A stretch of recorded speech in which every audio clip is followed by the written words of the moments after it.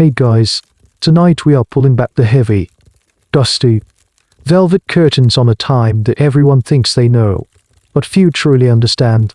We're going to the Victorian era. But we're not just going to look at the steam engines and the big, fancy hats. We're going to peek behind the locked doors, listen to the whispers in the hallways, and uncover what was really going on when the lights went out, or rather, when the gas lamps were turned down low. It's a world of breathtaking hypocrisy, where a society obsessed with purity was secretly teeming with everything it publicly condemned. Honestly, with the ghosts, the plagues, and the general lack of sanitation, you probably wouldn't have lasted a week. I certainly wouldn't have. So before you get comfortable, take a moment to like the video and subscribe, but only if you genuinely enjoy what I do here. It helps more than you know.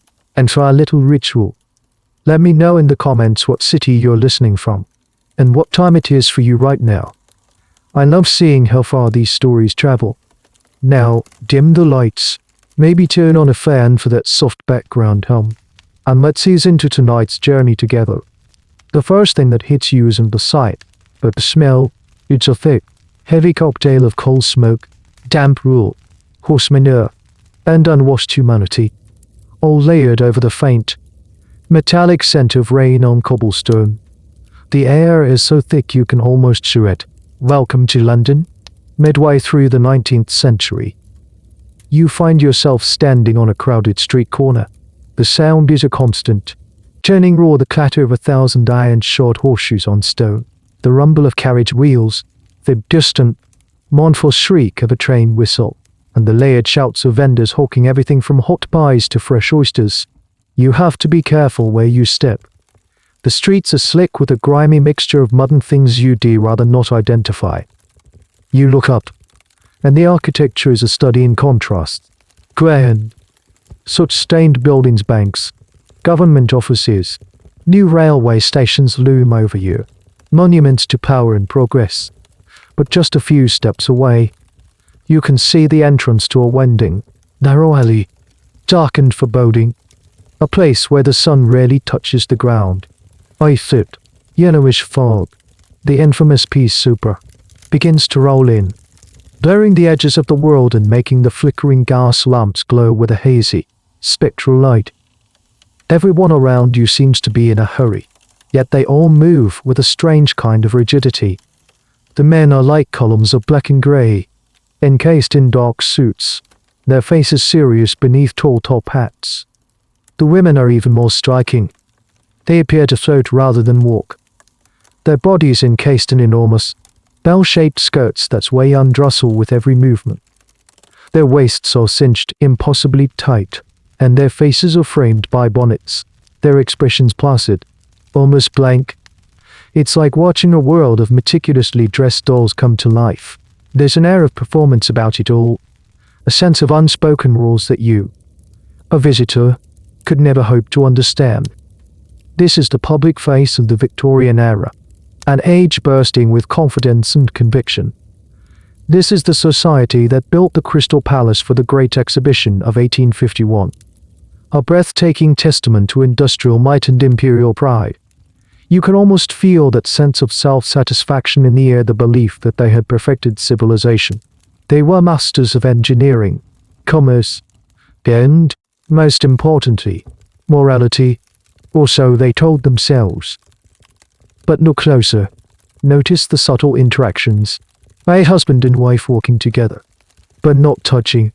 A young woman who lowers her eyes the instant a man's gaze meets hers. It's a world of restraint, and where there is immense restraint, there is always a need for a secret language. This brings us to a wonderfully weird, and very Victorian, obsession: florography, the language of flowers. In a society where openly expressing emotion was often seen as vulgar, you could send an entire, detailed message with a single bouquet. A red camellia meant you a flame in my heart, while a sprig of lavender might gently signal mistrust. It was a coded system, a way to say the unsayable. A perfect little microcosm of a society that specialized in hiding things in plain sight. Yet behind the grand pronouncements and moral certainty, A deep anxiety simmered. The Victorians weren't just proud, they were also deeply insecure. This is where we run into our first major point of academic debate. Historians are still arguing over just how deep this famous Victorian morality actually ran. Was it a genuine, society-wide code that everyone, from the Queen down to the chimney sweep, truly believed in, or was it primarily a performance? A set of ideals adopted by the rapidly growing middle class to distinguish themselves from what they saw as the decadent, lazy aristocracy above them and the immoral, unruly working class below them. The truth is likely somewhere in the middle. A complex web of genuine belief, social aspiration, and outright hypocrisy. As the fog thickens and the gas lamps cast longer shadows, you feel the city's mood begin to shift. The diurnal, daytime world is receding, and you can sense another, hidden world stirring in the gloom. The unspoken thoughts, the forbidden desires, the secret lives, they all live here, in the shadows between the grand monuments. You look at the women in their elaborate dresses, their faces so serene, and you can't help but wonder, what is it like to be one of them, to live inside that corset? Behind that carefully constructed mask of purity, what happens when the public performance ends for the day? To understand that woman, that serene face behind the bonnet, you have to follow her home, that safe and noisy, smoky street, and step through the heavy front door of a respectable townhouse. The moment the door closes, the roar of the city is muffled, replaced by a deep, reverent quiet. The air inside is still and smells of beeswax, dried flowers, and something faintly medicinal. This is the domestic sanctuary, the sacred space where the Victorian family's reputation is forged and maintained. And at its very heart, you find her, the angel in the house. This isn't just a romantic nickname, it's a job description. The phrase comes from a wildly popular narrative poem by a man named Coventry Patmore, and it perfectly captured the 19th century ideal for the middle-class woman. You are now looking at the embodiment of that ideal. Her purpose is not to live, but to be a source of comfort, a beacon of moral purity, and a living, breathing work of art for her husband's pleasure and society's approval. Her entire existence is built around self-sacrifice, her feelings, her ambitions, her desires, if she is even supposed to have any, are secondary to those of her husband and children. Let's watch her move through her day. She doesn't have a job in the way a man does, but she is never, ever idle. Her morning might begin with a conference with the cook, planning the day's meals with meticulous attention to budget and her husband's preferences. Then, she supervises the maids, her eyes trained to spot a single speck of dust on the mantelpiece or a misplaced cushion on the settee. The home must be a flawless, tranquil haven for her husband when he returns from the harsh, corrupting world of business and industry. That is her primary function, to create and manage this peaceful refuge. The afternoon is a series of accomplishments. You might see her seated at a piano, her fingers dutifully moving through a piece by Chopin, not played with passionate abandon, but with delicate precision. Passion is you in a dim light. Or perhaps she's at her writing desk, composing letters to family, maintaining the intricate web of social connections that are vital to the family's standing. Her handwriting is a perfect, flowing script. And then there's the needlework. So much needlework. Embroidering pillowcases, mending socks, creating elaborate tapestries. It's endless, painstaking work meant to demonstrate her patience and domesticity. Now, let's talk about the physical reality of being this angel. Underneath that beautiful silk dress is a cage. The corset. Imagine strapping yourself into a device made of hollow bone and stiff fabric, pulling the laces until you can barely draw a full breath. Your organs are being gently, but constantly, rearranged. It improves your posture.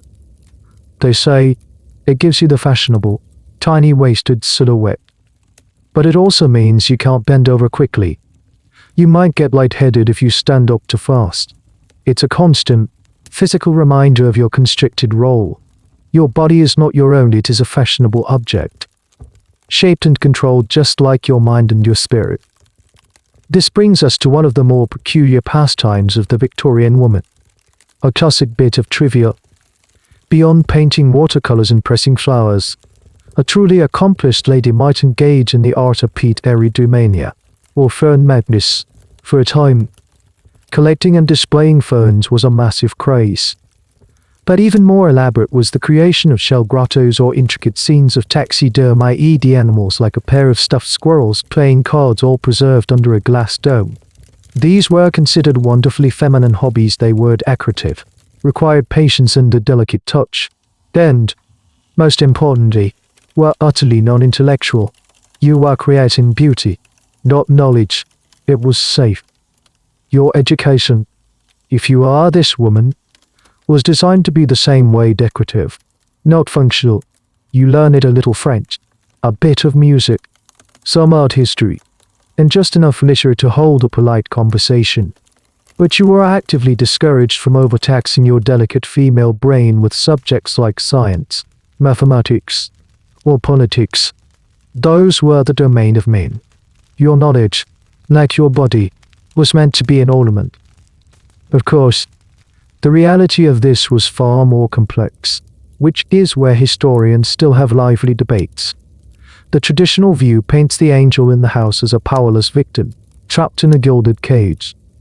But a more recent school of thought argues that we shouldn't underestimate her influence within the separate sphere of the home. She was the undisputed queen. She often controlled the household budget, managed the staff, dictated the family's social life, and was given total authority over the moral and religious education of her children. Was this a form of power? Some historians argue yes. That this domestic feminism allowed women to wield significant indirect influence over society from within the home.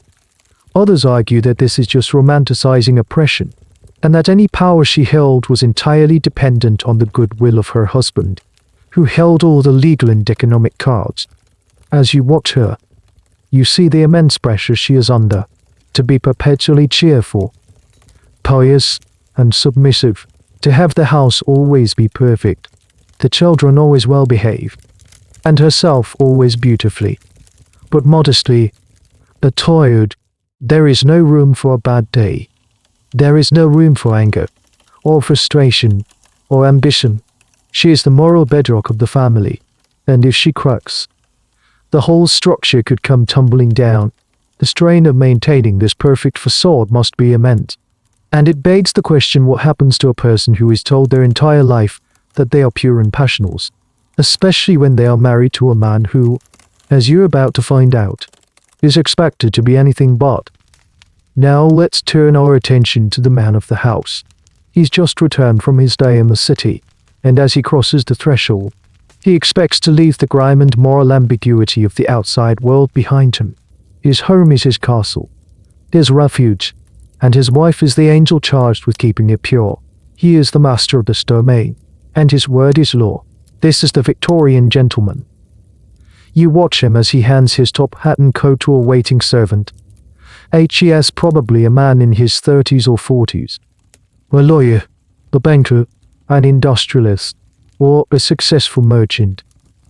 He has worked hard to achieve this status, this comfortable townhouse, this respectable family. The pressure on him is different from his wife's, but it's just as intense.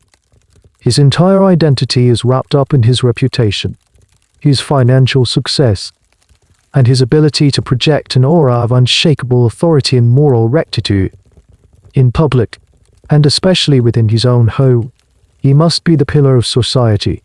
He is expected to be a devout churchgoer, a responsible citizen, a firm but fair shoulder, and a protector of his wife's delicate sensibilities. When he speaks, he does so with confidence and certainty. He discusses politics, finance, and science subjects his wife is not meant to trouble her mind with. He is the embodiment of reason, strength, and control. He is the provider and the patriarch.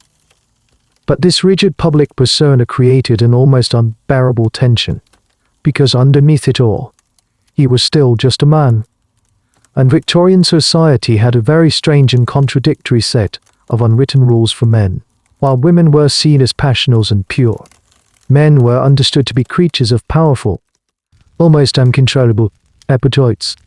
This wasn't just a social belief, it was reinforced by the so-called science of the day. Doctors and thinkers wrote at length about the male spermatic economy, a bizarre theory that a man had a finite amount of vital energy, which was stored in his semen. Every expenditure of this energy through masturbation or excessive intercourse was thought to deplete his strength, cloud his mind, and lead to all sorts of ailments, from blindness to insanity. So, on the one hand, a man was seen as a being of potent sexual drive. On the other, he was warned that indulging that doctor would literally drain his life force. This created a culture of deep anxiety around male sexuality.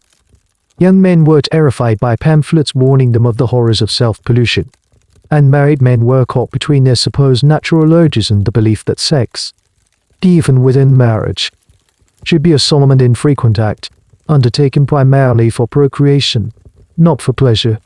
It was certainly not something to be enjoyed with his pure, angelic wife, who wasn't supposed to have any desire for it anyway. This is the great paradox of the Victorian gentleman. He was expected to be a moral giant and a lustful animal at the same time, and society, in its infinite hypocrisy, provided a silent, unspoken solution to this problem, a hidden world where he could satisfy those appetites without contaminating his home or his wife. This is where the gentleman's double life begins. After a respectable dinner with his family, he might announce that he is off to his club. And while many gentlemen's clubs were indeed respectable places for political discussion and networking, they were also exclusively male spaces where the strict rules of home life were relaxed. Pure, a man could drink, smoke, gamble, and speak freely with other men, but for many, the club was just the first stop. Once shrouded in the anonymity of the city at night, the respectable gentleman could disappear. He could become a different person. He could visit a tavern, a music hall, or a gambling den. And, most significantly, he could seek out the company of women who were the absolute antithesis of his wife, women who were not angels, women who were not pure, women who were, to put it plainly, for sale. This wasn't seen as a fringe activity. It was a widespread, almost institutionalized, part of life for a vast number of Victorian men, from young bachelors to married pillars of the community. Here's a peculiar little detail that highlights this double standard. While his wife was laced into a corset to create a natural and pure female form, a fashionable gentleman might be secretly wearing a corset of his own. Male corsets, or girdles, were surprisingly common, designed to suck in the gut and create a trim, athletic, military-style figure. It's a perfect metaphor. Both husband and wife were being physically squeezed into unnatural shapes to fit a rigid social ideal. This leads us to another fascinating historical debate. How much did the angel in the house know about her husband's secret life? The conventional narrative assumes she was completely oblivious, a naive innocent shielded from the world's ugliness. But many historians now question this. Could a woman living in a city like London really be unaware of the massive, sprawling industry of prostitution that existed all around her? Did she never notice her husband's unexplained absences, the scent of another woman's cheap perfume, or the telltale symptoms of a venereal disease? Some argue that many wives likely knew, or at least suspected, but were wrapped in a conspiracy of silence. To acknowledge it would be to shatter the perfect illusion of her home and her marriage.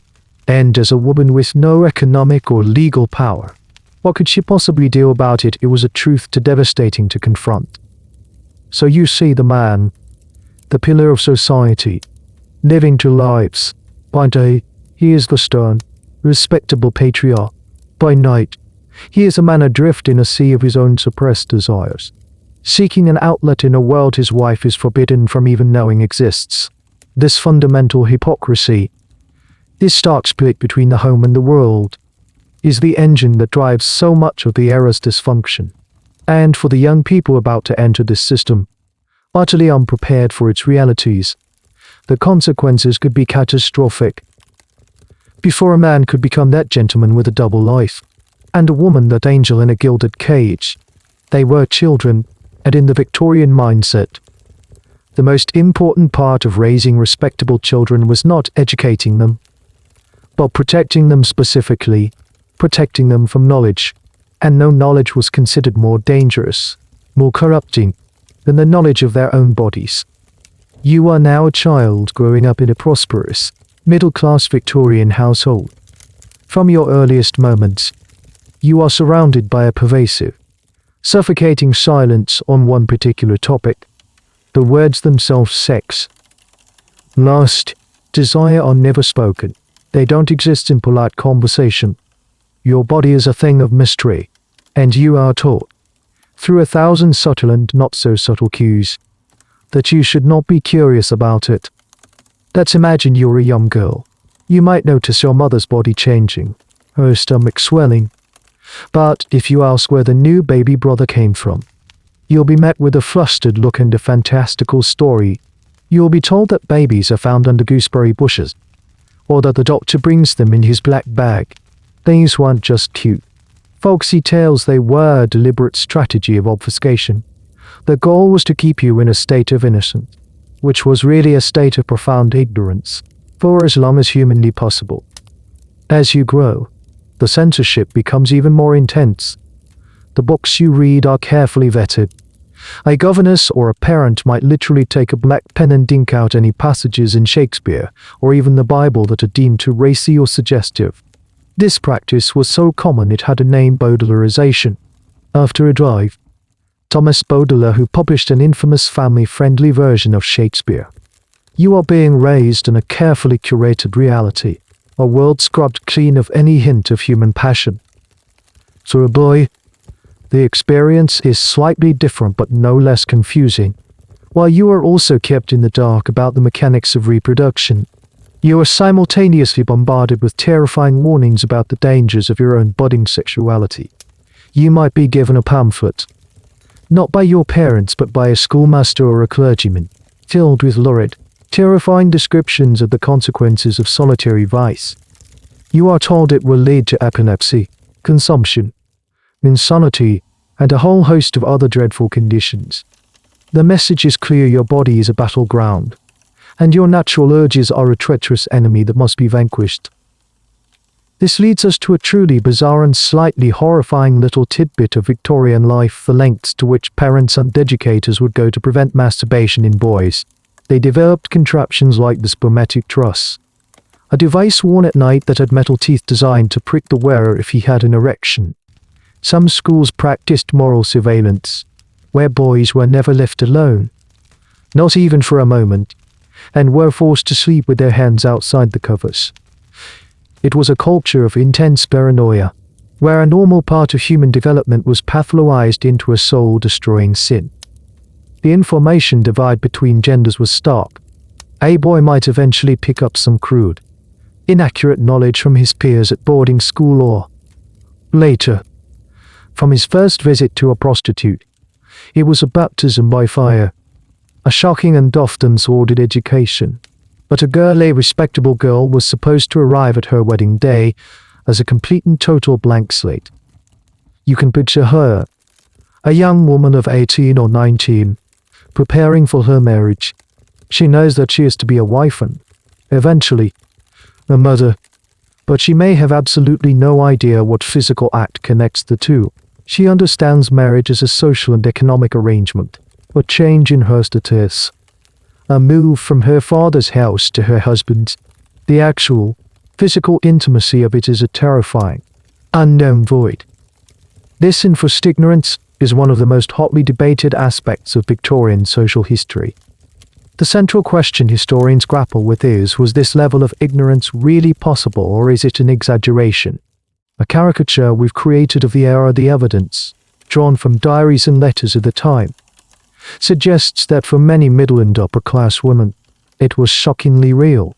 There are documented accounts of women who genuinely believed, on their wedding night, that their husband was going to perform some kind of surgical procedure on them. Others were terrified they were being brutally attacked. However, other historians push back, arguing that this picture is too simplistic. They point out that women were not fools. They grew up in households with servants, some of whom would have been less innocent. They had friends, sisters, and cousins. Whispers must have circulated, Furthermore, in rural communities and among the working class, where families lived in much closer quarters and life was less sanitized, such total ignorance would have been almost impossible. The blank slate bride was likely a phenomenon more specific to the aspiring urban middle class, the very people most obsessed with performing respectability, regardless of how widespread it was. The talk that never happened set the stage for disaster. You have an entire society conspiring to keep young women in the dark, while simultaneously allowing, and even implicitly encouraging, young men to gain their sexual experience in a vast, unregulated underworld. You are essentially preparing two completely different species for an encounter that is meant to be the cornerstone of their shared life. The man arrives with a history, however sordid. The woman arrives with a void, and in that void, fear and confusion are left to fester. The meticulously planned wedding, with its white dress symbolizing a purity that was really just a carefully constructed ignorance, was often just a prelude to a night of trauma. The day has arrived. It's your wedding day. As a young woman from a respectable family, this is the single most important day of your life. It's the culmination of your entire upbringing. The church is filled with flowers. Your white dress is a marvel of lace and silk. And your father proudly walks you down the aisle to deliver you into the care of your new husband. You have done everything right. You have been chaste, modest, and obedient. You are the perfect Victorian bride. But beneath the serene surface, a quiet panic is taking hold. You are now married. The ceremony is over. The reception is a blur of polite congratulations and smiling faces. And you are finally alone with your husband in the carriage, heading towards your new home or a honeymoon destination. The man sitting beside you, who until today you were barely allowed to be alone with, is now your husband. He has rights over you, and you have a duty to perform. A duty no one has ever explained. As night falls, the anxiety intensifies. You find yourself in an unfamiliar bedroom. A maid might help you out of your elaborate wedding gown and into a white nightdress, her expression unreadable. Then she leaves, and you are alone, waiting. The silence in the room is deafening. You look around at the heavy furniture, the dark curtains, the imposing four-poster bed. It feels less like a bridal suite and more like a sacrificial altar. Your husband enters the room. He might be a kind man, perhaps as nervous as you are. He might be an experienced man, eager to claim what he now sees as his property, or he might be a clumsy, fumbling man, as ignorant in his own way as you are. It doesn't really matter, because what is about to happen is, for you, a complete and terrifying mystery. You have been taught your whole life that your body is a temple, a sacred vessel to be kept pure and untouched. The very idea of physical passion has been framed as something animalistic, something that happens to fallen women, not to ladies. And now, this man, your husband, is going to approach you. He is going to touch you. The act itself, which you have no name for and no concept of, feels like a violation of everything you have been taught to believe. Let's pause and consider the sheer psychological horror of this moment. Imagine being told a ghost story every night of your life, and then being locked in the haunted house. That's the closest analogy. The wedding night, for a shocking number of Victorian brides, was not an initiation into joyful intimacy, but a traumatic event that could leave lasting scars. The famous art critic and social thinker John Ruskin provides a startling, though perhaps apocryphal, example of this. The story goes that Ruskin, a champion of beauty and aesthetics, had his marriage to Effie Gray annulled after 6 years. The reason the marriage was never consummated, the widely circulated rumor, which has become a legendary historical anecdote, is that Ruskin, who had only ever seen women idealized in art, was so shocked and disgusted by the sight of his wife's pubic hair on their wedding night that he couldn't go through with it. He had expected her to be smooth, like a classical statue, while the full truth of their marital problems was far more complex. The story endures because it so perfectly captures the era's bizarre collision of idealized fantasy and biological reality. For the woman in that bedroom, the experience could range from confusing and unpleasant to downright terrifying. her husband, likely fueled by years of repressed desire and experiences in a world of commercial sex, may have had no idea how to be gentle or patient. He might have seen the act as his right, something to be taken, rather than a shared experience, and she, in her ignorance and fear, would have no words to express her feelings, no way to ask for tenderness or explanation. She was simply expected to submit. This is where historical records, like private diaries, become so poignant. One woman, married in the 1852s, wrote that she lay awake all night in a state of terror. Another described the experience as a hideous shock. The word duty appears again and again. They were submitting to their wifely duty, enduring an ordeal for the sake of their husband and the hope of producing an heir. The debate among historians here is a sensitive one. How do we accurately reconstruct such a private and often traumatic experience? And scholars, relying on the more sensational accounts, paint a picture of universal bridal terror. They argue that the wedding night was, for the majority of middle-class women, a form of legitimized assault. Other historians caution against such a sweeping generalization. They argue that human nature is complex. Surely, some husbands were kind and loving. Surely, some couples, despite the lack of information, managed to find their way to a gentle and affectionate physical relationship. They also point out that our primary sources, the diaries and letters, are often written by women who had a bad experience. The happy ones may have had no reason to write it down. The truth, as always, is probably a messy spectrum of experiences. But what cannot be debated is the systemic failure that led to this moment. A culture that prized ignorance above all else was setting its daughters up for fear and its sons up for profound emotional disconnection. The wedding night wasn't the beginning of a shared life of intimacy for many. It was the moment the hypocrisy of their entire world was laid bare. The angel was expected to endure the urges of the animal, and the foundation of their marriage was built not on mutual understanding or desire, but on a cold, silent, and often terrifying transaction in the dark. After the shock of the wedding night, a new reality begins to set in. The singular, terrifying event gives way to a routine, and intimacy becomes just another part of the domestic landscape. But it's a strange and barren landscape. For you, the Victorian wife, the physical side of your marriage is framed almost entirely by that one cold word you've heard before: duty. It's a chore, like overseeing the laundry or planning the week's menus. It is certainly not about pleasure. Your husband, guided by the medical wisdom of the day, likely believes that the act is a necessity for his health, the release of that dangerous, pent-up male energy, but that it should be done with minimal frequency and zero fuss. Dr. William Acton, one of the most influential medical voices of the era, famously wrote that the majority of women, happily for them, are not very much troubled with sexual feeling of any kind.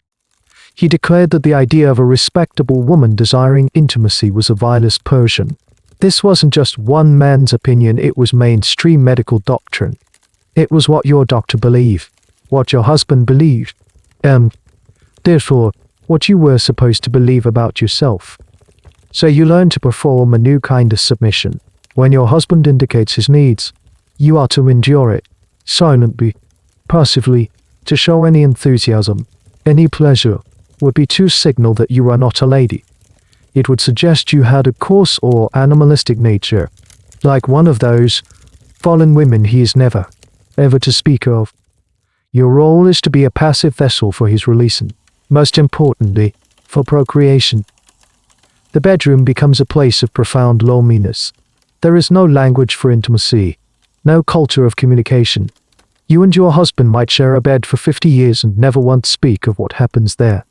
The act is shrouded in darkness and silence. A transaction performed with as much efficiency and as little emotional engagement as possible. This lack of emotional connection was physically embodied in the sleeping arrangements of many well-to-do couples. While we might imagine them sharing a marital bed, it was quite common for them to have separate, adjoining bedrooms. The husband would visit the wife's room for the performance of his marital rites and then retreat to his own space. This physical separation reinforced the emotional distance. It framed intimacy not as a form of bonding, but as a scheduled and slightly sordid intrusion. This is also a world with no concept of consent as we understand it today. Legally, a husband could not rape his wife. The moment you said "I do," you had given irrevocable consent for the rest of your life. A wife had no right to refuse her husband, regardless of whether she was tied, ill, or simply not willing. To do so would be a violation of her wifely duty. This legal and social reality placed women in an incredibly vulnerable position, where their own bodies were not under their own control. Now for a slightly strange but revealing detail about this passional's domestic world: the nightwear. You would be wearing a long, thick, high-necked nightgown, probably made of cotton or flannel. It was designed for modesty and warmth, not allure. But some women had what was called a Saudi ungorged denute, or a nighttime corset. It was a less restrictive garment, but its purpose was to support the bust even while sleeping. The idea was to prevent sagging and maintain a youthful figure. Imagine, even in the supposed privacy of your own bed, at your most vulnerable, you are still expected to be courted, shamed, and controlled. There is no escape from the performance. The historical debate around this subject is, as you can imagine, quite intense. Were Victorian marriages really as passional as this picture suggests? For a long time, this was the accepted narrative, heavily influenced by the writings of male doctors like Acton. But in recent decades, historians have started to uncover evidence that challenges this monolithic view. By looking at private letters and diaries that were previously ignored or censored, a more complicated picture emerges. They found evidence of genuine love, affection, and, yes, even passion between some married couples. There are letters filled with longing and tender, coded references to physical intimacy. This has led to a major re-evaluation. Some historians now argue that the passional's ideal was a powerful fiction, a public script that many people privately ignored. They suggest that while the public discourse was one of repression, the private reality could be much warmer. Other scholars remain more skeptical. They argue that these affectionate letters might be the exception, not the rule, and that we shouldn't let a few romantic stories whitewash the oppressive reality that the vast majority of women faced. The question remains: was the passional's wife a reality for most, or a myth that we've inherited? The academic jury is still out. What is certain is that the primary, official purpose of marital sex was to produce children. It was a means to an end. An heir was needed to carry on the family name, to inherit the business and the property. Daughters were needed to be married off to form strategic alliances with other respectable families. You were a key part of this dynastic enterprise. Your womb was, in a sense, your husband's most valuable asset. But this focus on childbearing, in a world without reliable birth control, came with its own special kind of terror. Every time your husband visits your bed in the dark, a silent dread takes root and begins to grow. It's the fear of the inevitable consequence: pregnancy. For you, the Victorian wife, your life is a relentless cycle of pregnancy, childbirth, and nursing, followed by a brief and anxious respite before it all begins again. A woman might easily have 10, 12, or even 15 pregnancies over the course of her marriage. Each one was a gamble with her health, her body, and her life. Childbirth was terrifyingly dangerous. Even with the advances of the 19th century, things could go horribly wrong. Puerperal fever, or childbed fever, a bacterial infection contracted during or after delivery, was a common and often fatal scourge. Doctors, with their still limited understanding of germ theory, could unwittingly carry the infection from one patient to another. An exhausting labor could lead to hemorrhages, and crude obstetrical interventions could cause permanent injury. You would have known women's sisters, cousins, friends who died in childbirth. It was a constant, looming possibility. So while society, your husband, and the church all celebrated motherhood as a woman's noblest calling, you lived with the private, unspoken terror of it. This wasn't something you could openly discuss. To express a fear of pregnancy would be seen as unnatural and selfish, a rejection of your God-given role. You were expected to welcome each new blessing with quiet gratitude, even as your body grew weary and your spirit strained under the pressure. This constant cycle of childbearing took a tremendous physical toll. Your body was rarely your own. It was either swollen with pregnancy, recovering from delivery, or depleted by breastfeeding. The angel in the house was supposed to be a delicate, ethereal creature. Yet the reality of her life was brutally physical and often messy.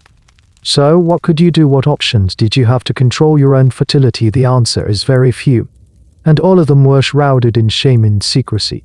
The topic of contraception, or birth control, was utterly taboo. It was condemned from the pulpit as a sin against God and denounced by doctors as a violation of the laws of nature. To actively try to prevent conception was to separate sex from its procreative purpose, which was to admit that it could be for pleasure, a shocking and immoral idea. Despite the public condemnation, people were desperate, and a secret market for contraceptive methods did exist. But it was a murky and unreliable world. The most common method for men was coitus interruptus, or withdrawal, which was unreliable and placed all control in the hands of the husband. Condoms, made from animal intestine skins or, later, vulcanized rubber, were available, but they were expensive, of poor quality, and, most importantly, were almost exclusively associated with prostitution. No respectable man would dare suggest using one with his wife. It would be a gross insult, implying that he saw her as a fallen woman. For you, as a woman, the options were even grimmer and more dangerous. You might be able to buy sponges or diaphragms, then called womb veils, from a discreet pharmacist, but they were often ineffective and could cause infections. More commonly, you might rely on folk remedies and whispered advice from other women. This included dosing after intercourse with various chemical solutions, like alum or carbolic acid, which were not only ineffective but could be harmful. This brings us to a rather peculiar and sad detail of this desperate search for control. One of the most widely, though secretly, used methods of contraception was prolonged breastfeeding. It was known that nursing a child could suppress ovulation and delay the return of fertility. So a woman might breastfeed a child for 2, or even 3, years, not just for the child's health, but in a desperate attempt to create a space between pregnancies. It was one of the few forms of family planning that was natural and thus morally acceptable, but it was physically draining and by no means a guarantee. The debate among historians on this topic centers on the effectiveness and prevalence of these early contraceptive practices. For a long time, it was assumed that the large family sizes of the Victorian era meant that contraception was simply not practiced by the respectable classes. However, demographic studies have shown that, starting in the mid to late 19th century, family sizes among the middle class began to decline. This suggests that, despite the public outcry, more and more couples were successfully and secretly limiting their families. The question that historians are still piecing together is how were withdrawal and condoms more widely used in marriage than we thought, or were women relying more on illegal and dangerous abortions? The data shows a change, but the private practices behind that change are still being uncovered. The fear of pregnancy cast a long, dark shadow over the marital bed. Every act of duty was freighted with the possibility of another 9-month ordeal, another life-threatening delivery. It fundamentally altered the meaning of intimacy, turning it from a potential source of connection into a game of reproductive roulette. For many women, the only truly safe and reliable form of birth control was abstinence. It's no wonder, then, that the official doctrine of female passionlessness was so readily accepted. If you could convince yourself and your husband that you had no desire, you might be able to find some peace. A headache wasn't just an excuse, it was a survival strategy.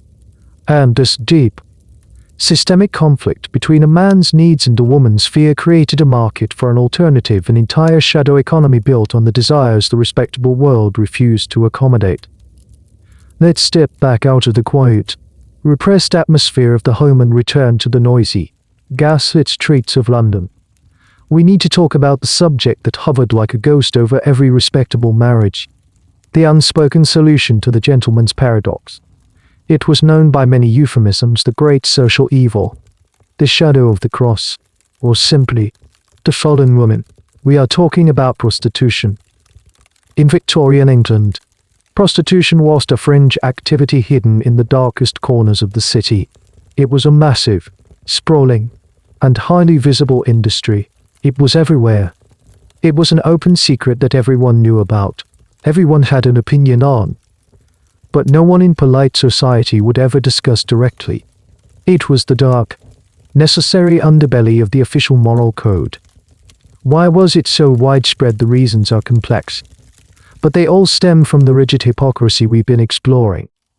You had a huge population of men bachelors waiting to afford marriage, soldiers and sailors. And, of course, married gentlemen who were taught that they had powerful urges but were denied a respectable outlet for them. At the same time, you had a vast population of women living in desperate poverty, for a woman at the bottom of the economic ladder, with few opportunities for decent work. Prostitution was often a rational, if tragic, choice. A seamstress might work 16-hour days and still not earn enough to feed herself. A factory girl faced brutal conditions for a pittance. Selling her body might be the only way to survive, to feed her children, or to avoid the dreaded workhouse. So you have a massive, pent-up demand meeting a desperate supply. The result was an industry that, by some estimates, employed as many as 80 women in London alone at its peak. Think about that number. It's staggering. It meant that on any given night, the streets, theaters, and pubs of the city were teeming with women selling sex. You, as a respectable person, were trained to see these women not as victims of economic desperation, but as moral failures. They were solemn, cautionary tales of what happens when a woman gives into her base nature. The popular image was of a young country girl, seduced and abandoned by a wealthy cad, who then spirals into a life of sin and degradation, eventually dying young and alone in a gutter. This narrative was comforting because it placed the blame squarely on the woman's individual moral weakness, rather than on the systemic social and economic problems or the male demand that actually fueled the industry. This brings us to a peculiar but telling aspect of the Victorian moral landscape: the obsession with rescue missions. While society created the conditions for prostitution, a segment of it became fanatically devoted to saving these fallen women. Charitable organizations, often led by pious upper-class ladies, the very angels we've met, would establish Magdalene asylums or homes for penitent females. The idea was to take these women off the streets and, through prayer, hard labor often in laundries, and strict discipline, reform their character and save their souls. However, the reality of these institutions was often grim. They could be more like prisons than sanctuaries, places of endless drudgery and humiliation. And this brings us to one of the great historical debates surrounding the great social evil. Were these rescue efforts a genuine act of compassion?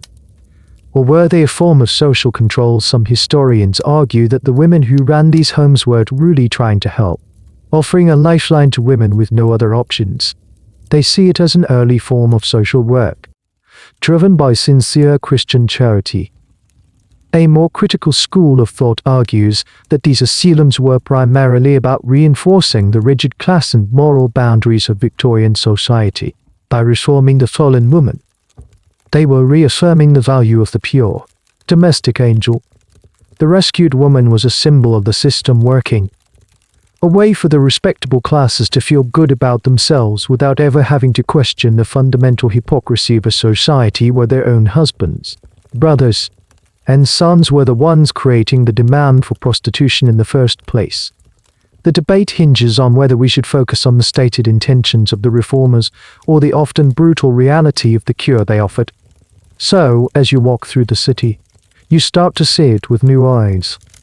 You see the well-dressed gentleman, his face a mask of respectability, but you notice his gaze lingering for a moment too long on a brightly dressed woman standing under a gas lamp.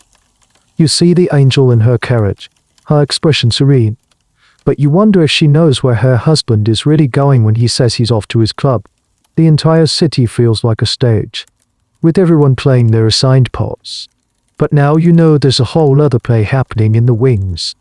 A dull, tragic, and sprawling drama that keeps the main performance running smoothly. It's a system of organized hypocrisy. And we're about to take a closer look at the cast of characters who inhabited this shadow world. The sun has set, and the famous London fog is beginning to mix with the ever-present coal smoke, creating a thick, soupy atmosphere that muffles sound and blurs the edges of the world. This is the hour when the city's dual nature becomes most apparent. The respectable world is retreating behind closed doors, into those quiet, lamplit drawing rooms, but out here, under the hazy glow of the gas lights, a different London is coming to life. Let's take a walk. You pull the collar of your coat up against the damp chill and step into the flow of the nocturnal city. The streets are still crowded, but the character of the crowd has changed. There are fewer families, fewer ladies out for respectable shopping. The air is thick with the smell of roasted chestnuts, cheap gin, and the ever-present tang of the polluted Thames. You find yourself in the heart of the West End, near the Haymarket and the Strand. By day, this is a bustling area of commerce and culture. By night, it's the unofficial capital of London's pleasure trade. The theatres are letting out, spitting crowds of well-dressed men onto the pavement, and waiting for them, as if on cue, are the women. They are everywhere. They stroll along the pavement, often in pairs. Their dresses more colourful and their bonnets more daring than those you'd see on a respectable woman. They linger in the brightly lit entrances of taverns and oyster houses, which were often fronts for less savoury activities. They stand in the shadowed doorways of side alleys. This isn't a hidden, furtive activity. It's brazen, open, and integrated into the very fabric of the city's nightlife. A gentleman leaving his club or the opera didn't have to go looking for a prostitute, he simply had to step outside. You see the coded interactions happening all around you. A subtle nod, a brief, knowing glance. A man might stop and ask for a light for his cigar, a standard opening gambit. The negotiations that follow are quick and discreet, murmured in the noise of the street. Then the pair will disappear, either into a nearby maison de tolerance, a house of tolerance, a polite French term for a brothel, a cheap hotel that rented rooms by the hour, or, for the purist, into the deep shadows of a park or a dark alley. The sheer variety of the trade is astonishing. It wasn't a monolithic entity. It was a complex ecosystem with its own strict hierarchy. At the very top were the high-class courtesans, whom we'll meet later. Just below them were the women who worked in the high-end brothels, places that looked like respectable townhouses from the outside, complete with maids and fine furniture. Then there were the women who worked in the music halls and theatres, combining entertainment with sex work, and so on, down the ladder. One of the most peculiar and uniquely Victorian venues for this trade was the arcade. Places like the Burlington Arcade were, by day, elegant, covered shopping galleries for the wealthy. By night, they transformed. The shops would close, but the arcade would remain open, its gas lights creating a kind of protected, semi-private promenade. It became a notorious meeting spot, a place where anonymous, as they were sometimes called, could stroll and meet wealthy clients in a setting that was a step up from the open street. It was a perfect example of that Victorian talent for hiding things in plain sight, using a symbol of respectable consumerism as a marketplace for illicit desire. As you wander, you can't help but notice the presence of the Law Peelers, as the new police force was called, named after their founder, Sir Robert Peel. You see them walking their beats, their tall helmets visible above the crowd, but they seem to be part of the landscape rather than a force of suppression. They might move a woman along if she's being too obvious or causing a public disturbance, but they are not, and cannot be, shutting the trade down. It's simply too vast, too ingrained. This brings us to a contentious point that historians of policing and society still wrestle with what was the actual role of the police in relation to prostitution. The official line was, of course, to uphold public order and decency. But the reality on the ground was far more complicated. Many officers were pragmatic, turning a blind eye as long as things remained relatively quiet. There were widespread accusations of corruption, with police taking bribes from brothel madams to look the other way. Furthermore, the laws themselves were ambiguous. Prostitution itself wasn't strictly illegal, but activities like soliciting or running a disorderly house were. This created a legal gray area that made enforcement inconsistent and often depended on the whims of the individual officer or a sudden moral panic that swept through the city press. Was the policeman a protector of public morality, or just another player in a complex, corrupt system? The answer varied from street to street, night to night. The deeper you walk into the labyrinth of London's night, the more you realize that this isn't a small, hidden flaw in the system. It is the system. It's the unofficial, unaccompanied partner to the repressed, respectable world of the Victorian home. It's the pressure valve that allows the engine of Victorian society to keep running without exploding. You've seen the sheer scale of it on the streets. Now, it's time to meet the women who lived these lives. From the dazzling heights of the courtesan's drawing room to the desperate depths of the street corner. Let's leave the crowded, chaotic streets for a moment and step into a world of curated luxury and whispered scandal. We're going to visit a high-class courtesan, one of the elite women at the very pinnacle of the great social evil. These women were not the desperate figures huddled in alleyways. They were the celebrities of the demi-monde. The secret, glamorous mistresses of the most powerful men in the country. You find yourself in a beautifully appointed apartment in a fashionable neighborhood like St. John's Wood, which became known as the Quartier Bagnella or brothel quarter for its high concentration of discreet villas kept for mistresses. The air here smells of expensive French perfume, hothouse flowers, and champagne. The furniture is plush velvet. The paintings on the wall are original, and a uniformed maid silently offers you a drink. This is a world away from the grime of the Haymarket. The woman who enters the room is a vision. She is stunningly beautiful. Of course, but it's more than that.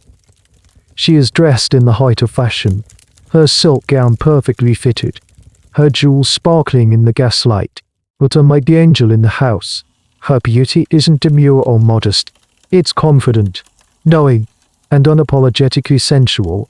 She moves with a grace and self-possession that you would never see in a respectable drawing room. She is witty, intelligent, and well-read. She can discuss politics, art, and literature with the best of them. In many ways, she is the intellectual and social equal of the men she entertains, a role their own wives are forbidden from playing. This was the key to the courtesan's appeal. She offered more than just sex. She offered a specific kind of companionship that a Victorian gentleman could not find at home. With his wife, he had to maintain the facade of the stern, passionate patriarch. With his courtesan, he could relax. He could be himself.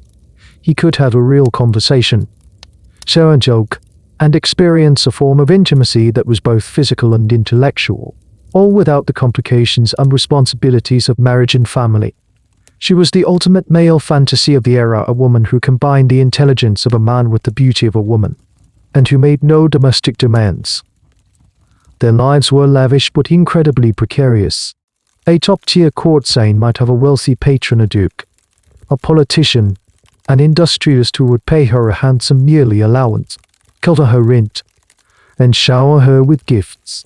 One of the most famous courtesans of the age, Catherine Walters, known as Skittles, was a brilliant horsewoman and captivated London society with her daring riding style in Hyde Park. She counted the future King Edward I among her many admirers on the master fortune. These women could become immensely wealthy and influential, their every move chronicled in the gossip columns of the day. This brings us to a wonderfully strange bit of Victorian ephemera, the celebrity photograph. Photography was new and exciting, and just like today, people loved to collect pictures of celebrities. You could go into a shop and buy cards, visit small photographic calling cards of Queen Victoria, Prince Albert, and other famous people. But right alongside the royal family, you could also buy photographs of the most famous courtesans, like Skittles. They were public figures, fashion icons whose style was copied by respectable and non-respectable women alike. It's a perfect example of the era's hypocrisy. A society that publicly condemned these women for their immorality was privately fascinated by them, turning them into objects of public consumption and celebrity. However, the life of a courtesan was a high-wire act. Her entire career depended on her beauty, her charm, and her ability to hold the interest of powerful men. She was always just one step away from disaster. Her patron could lose his fortune, grow tired of her, or decide to end the affair under pressure from his family. An unplanned pregnancy or a disfiguring illness could end her career overnight. She was not fallen in the same way as a streetwalker, but she was still utterly outside the bounds of respectable society. She could never marry into it. She could never be a lady. She was, and always would be, a commodity, however beautifully packaged.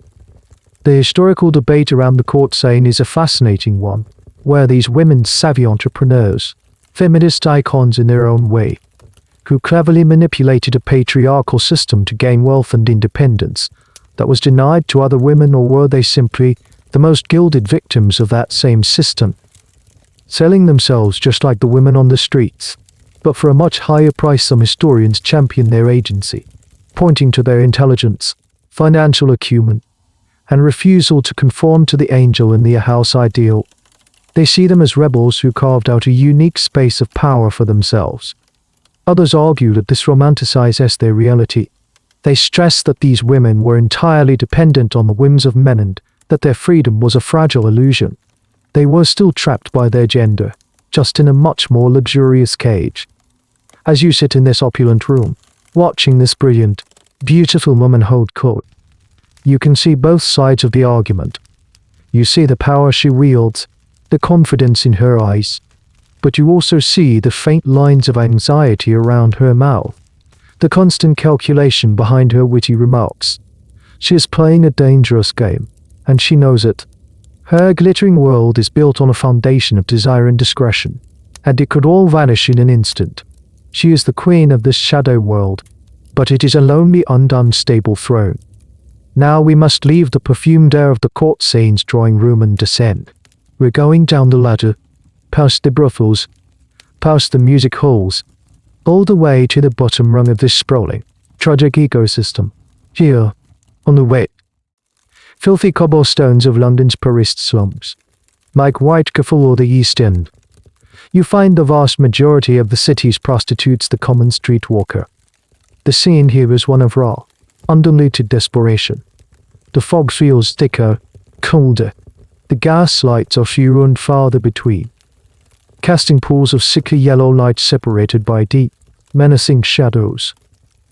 The smell is overpowering, a gut-wrenching mix of raw sewage from open gutters, rotting garbage, cheap gin, and the damp, cloying scent of poverty. The noise is a cacophony of drunken shouts, arguments, crying children, and the constant, hacking cough of consumption, or tuberculosis, which was rampant in these overcrowded, unsanitary districts. You see them huddled in doorways, trying to escape the biting wind. They are shockingly young. Many are just girls, teenagers who have run away from abusive homes, been orphaned, or have been cast out by their families for a single moral slip. Others are older women, their faces etched with the harsh lines of hunger, illness, and exhaustion. They are the polar opposite of the glamorous courtesan. Their clothing is a pathetic imitation of fashion, a brightly colored but threadbare dress, a bonnet with a sad, drooping feather, thin shoes that offer no protection from the damp ground. They wear cheap, garish makeup, a smear of rouge on pale cheeks, kohl-rimmed eyes, not to create an illusion of beauty, but as a crude signal of their trade. They are walking advertisements of their availability. Their desperation makes them bold. A woman might step out from the shadows and grab your arm, her voice a hoarse whisper, offering you a good time, dairy for a few pennies. The price is terrifyingly low, For the cost of a loaf of bread or a pint of gin, a man could buy a few minutes of fumbling, joyless intimacy in a dark alley or a squalid, pay-by-the-hour room in a lodging house where 10 or 15 people might be sleeping in a single, filthy space. This is not a career, it's a battle for daily survival. The money a woman earns in a night goes immediately to pay for her lodging, a bit of food, and perhaps some gin to numb the cold and the misery. There is no saving, no getting ahead. It's a relentless, soul-crushing cycle. She is at the mercy of everyone, the whims of her clients, who could be drunk, violent, or simply cruel, the police, who might arrest her for vagrancy, and the brothel bullies or pimps who might take what little she earns in exchange for a modicum of protection. It's in this grim context that we find one of the saddest and most peculiar details of this life, the gin palace. These were lavish, brightly lit pubs that sprung up all over London's poor neighbourhoods, with their ornate mirrors, polished mahogany, and brilliant gaslighting. They were designed to be an intoxicating escape from the squalor of the surrounding slums. For the streetwalker, the gin palace was both a place of business, a warm, bright spot to meet potential clients, and a source of solace. A few glasses of cheap, potent gin, nicknamed Mother's Ruin, could temporarily dull the physical pain, the emotional despair, and the gnawing hunger. It was both unnecessary to love the trade and a destructive trap, leading to the alcoholism that was endemic among this population. The lives of these women were often brutally short. They were incredibly vulnerable to violence, disease, and the long-term effects of malnutrition and alcohol abuse. The ultimate terror, of course, was the series of murders that occurred in Whitechapel in 1888, committed by the killer who would become known as Jack the Ripper. All of his canonical victims were destitute prostitutes. The gruesome nature of the crimes shocked the world, but it also threw a harsh spotlight on the grim reality of these women's lives and the dangers they faced every single night.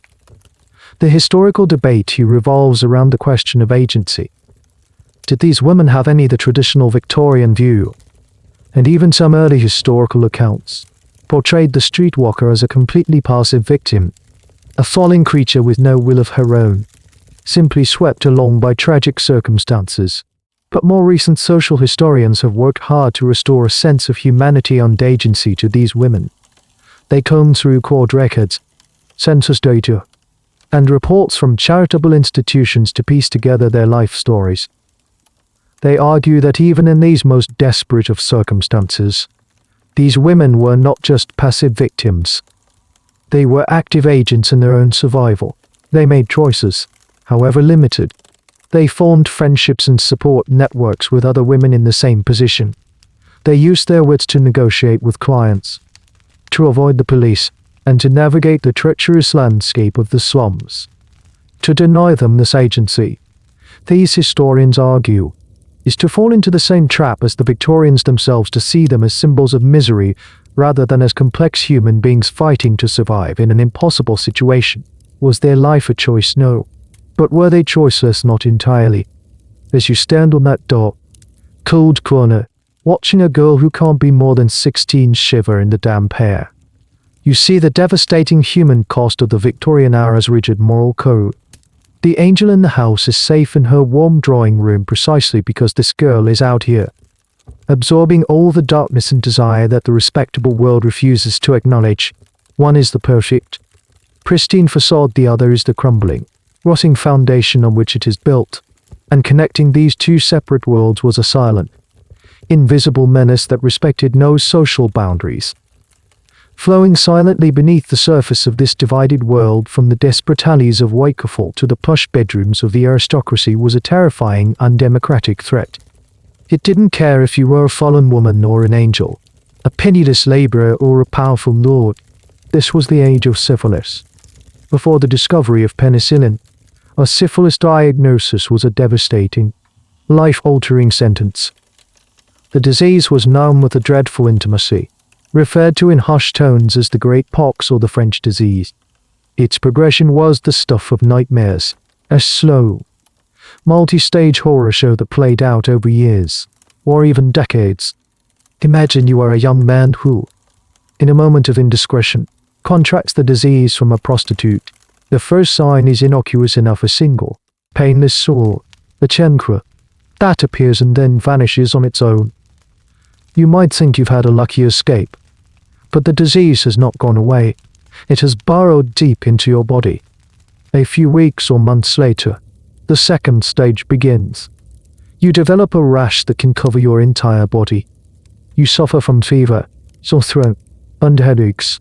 Wart-like sores might appear on your skin. This stage, too, will eventually fade, and the disease enters a long, latent period. For years, you might feel perfectly healthy. You might get married to a respectable angel, have children, and become a pillar of your community, all while the spiritual bacteria are silently multiplying, invading your central nervous system, your heart, and your brain. Then, years later, the third and final stage erupts. This is where the true horror lies. Tertiary syphilis could manifest in a terrifying variety of ways. It could cause large, ulcerating sores called gummas that could eat away at your flesh and bone, sometimes causing a person's nose to collapse, a telltale sign known as saddle nose. It could attack the heart and blood vessels, leading to fatal aneurysms, or in its most feared form, it could lead to neurosyphilis, causing a slow, agonizing descent into madness, paralysis, and blindness. This was the general paralysis of the insane that filled the air as asylums. This was the shadow that hung over the entire system of commercial sex. Every man who visited a prostitute was rolling the dice, and because so many men did, the disease was rampant. But its most tragic victims were often the innocent. A man could contract it as a bachelor and then, years later, unknowingly pass it on to his pure, unsuspecting wife. She would suffer the same fate. Even more horrifically, she could pass it on to her children in the womb. This was congenital syphilis, and it resulted in miscarriages, stillbirths, or babies born with devastating deformities, blindness, and deafness. The treatments available were almost as horrific as the disease itself.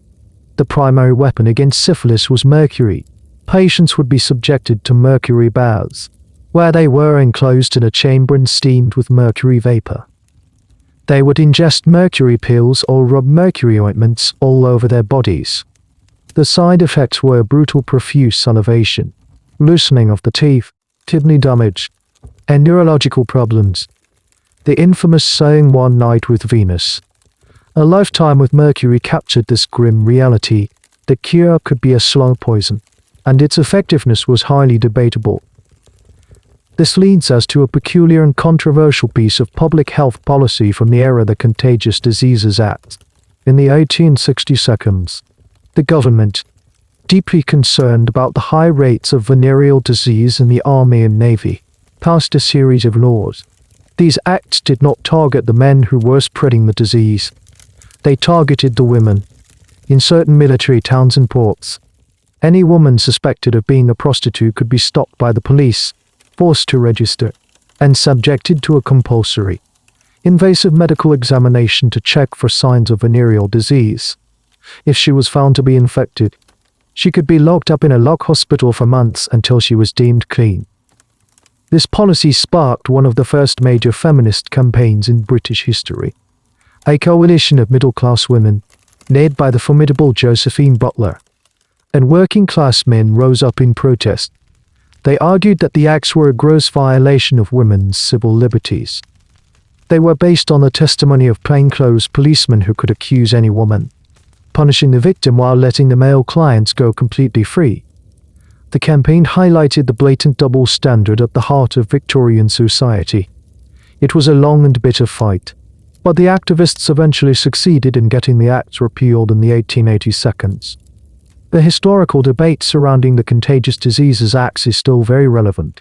Were they a pragmatic, if flawed, attempt at public health control in a pre-antibiotic era, or were they a purely punitive measure?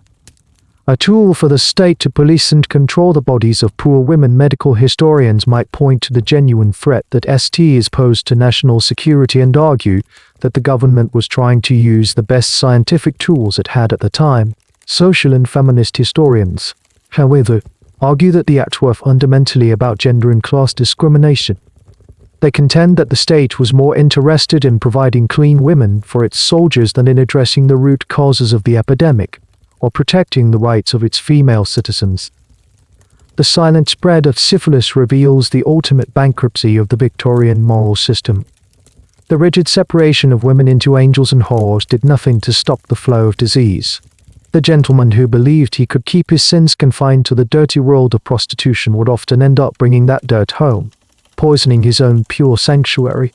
The hypocrisy didn't just cause emotional and psychological damage, it was a public health catastrophe. A slow-moving plague that moved invisibly through all levels of society. A grim and final testament to the consequences of a world built on secrets and lies. If you were a respectable woman living in this world, trapped in a passionless marriage and terrified of constant pregnancy, you might find yourself feeling unwell. You might suffer from anxiety, nervousness, irritability, or a sense of melancholy and frustration. Today, we might recognize these as perfectly understandable reactions to an oppressive and unfulfilling life, but in the 19th century, if you went to a doctor with these symptoms, you were likely to be diagnosed with the mysterious and all-encompassing ailment hysteria. And the doctor you would see would be a man like William Acton. Let's imagine a visit to his office. You step into a dimly lit consulting room that smells of carbolic acid and old paper. The walls are lined with leather-bound books. Dr. Acton himself is the very picture of a Victorian authority figure, a stern, bearded man in a dark suit, who looks at you not with empathy, but with a kind of clinical detachment. He is the expert. You are the faulty machine he has been called to inspect. Dr. Acton was a real and highly influential London surgeon who wrote extensively on the reproductive system. His work became a kind of Bible for doctors and lay people alike, and his pronouncements on female nature were taken as scientific fact, and his most famous, most enduring, and most damaging assertion was the one we've encountered before, that the vast majority of women, especially decent and well-bred women, do not feel sexual desire. In his 1857 book, The Functions and Disorders of the Reproductive Organs, he wrote with unshakable confidence, "I should say that the majority of women, happily for them, are not very much troubled with sexual feeling of any kind. What they are habitually silent out, they are unable to speak of." He didn't see this as a problem. He saw it as a mark of a superior, more civilized being. Men were base, driven by animal appetites. Women were ethereal, spiritual, and pure. Their lack of desire was a sign of their moral evolution. So when you, his patient, describe your feelings of frustration, your sleepless nights, your moments of unexplainable weeping, he listens with a knowing, almost pitying, expression. He is not hearing the cry of a trapped and intelligent human being. He is hearing the symptoms of a malfunctioning reproductive system. In his view, your uterus or womb was the dominant organ in your body, the seat of your identity, and a wandering or disordered womb was the cause of all your troubles. This idea wasn't new, it dates all the way back to the ancient Greeks. The very word hysteria comes from the Greek histoi, meaning womb. The ancient belief was that the uterus could literally become dislodged and wander around a woman's body, causing all sorts of chaos. By the 19th century, the theory was a bit more sophisticated, but the core idea remained: female emotional and psychological problems were fundamentally rooted in their biology, in the strange and mysterious workings of their reproductive organs. This medical framework was incredibly convenient for a patriarchal society. It meant that any form of female discontent could be medicalized and dismissed. Are you frustrated with your limited role in life? You're not oppressed, you're hysterical. Are you angry at your husband's indifference? You're not justified, you're hysterical. Do you have intellectual or artistic ambitions? That's a dangerous symptom of an overexcited nervous system, a sign of impending hysteria. The diagnosis was a powerful tool for silencing women and invalidating their experiences. This brings us to a wonderfully odd, and rather sad, little fact about the era's medical beliefs. It wasn't just sexual desire that was seen as dangerous for women. Strong emotions of any kind were considered a threat to their delicate health. Doctors warned that reading sensational novels, getting too excited at a concert, or even engaging in vigorous intellectual debate could overstimulate a woman's nervous system and bring on a hysterical attack. The ideal state for a woman's health was one of placid, bovine calmness. Apathy was a sign of wellness. Of course, not every doctor in the 19th century subscribed to Acton's extreme view. This is a key point of debate among medical historians. Was Acton's passional theory universally accepted? Or was he just one loud, conservative voice among many? Some historians argue that his work was so widely published and quoted that it represented the dominant medical consensus for several decades. They point to the countless other medical texts that echoed his views. Other historians, however, argue that the medical community was more diverse than that. They've unearthed writings by other doctors who acknowledged female desire and even saw its fulfillment as important for a happy marriage. They suggest that Acton has been overemphasized by modern historians precisely because his views are so shocking to us today. They argue for a more nuanced picture of Victorian medical thought, with a spectrum of opinions rather than a single, monolithic doctrine. Regardless of the nuances of the debate, there's no question that Acton's ideas had a profound and damaging impact. His scientific pronouncements gave weight and authority to the social ideal of the angel in the house. It wasn't just society telling you that you should be pure and passionate, it was your doctor, a man of science. So you leave Acton's office with a diagnosis hysteria, and probably a prescription for a rest cure, which might involve being confined to your bed for weeks on end, or a tonic containing laudanum, a potent opium tincture to calm your nerves. But if your symptoms persisted, if your disordered womb continued to cause trouble, your doctor might recommend a more direct form of treatment, a hands-on therapy designed to bring your system back into balance. And this is where things get truly strange. You've been diagnosed.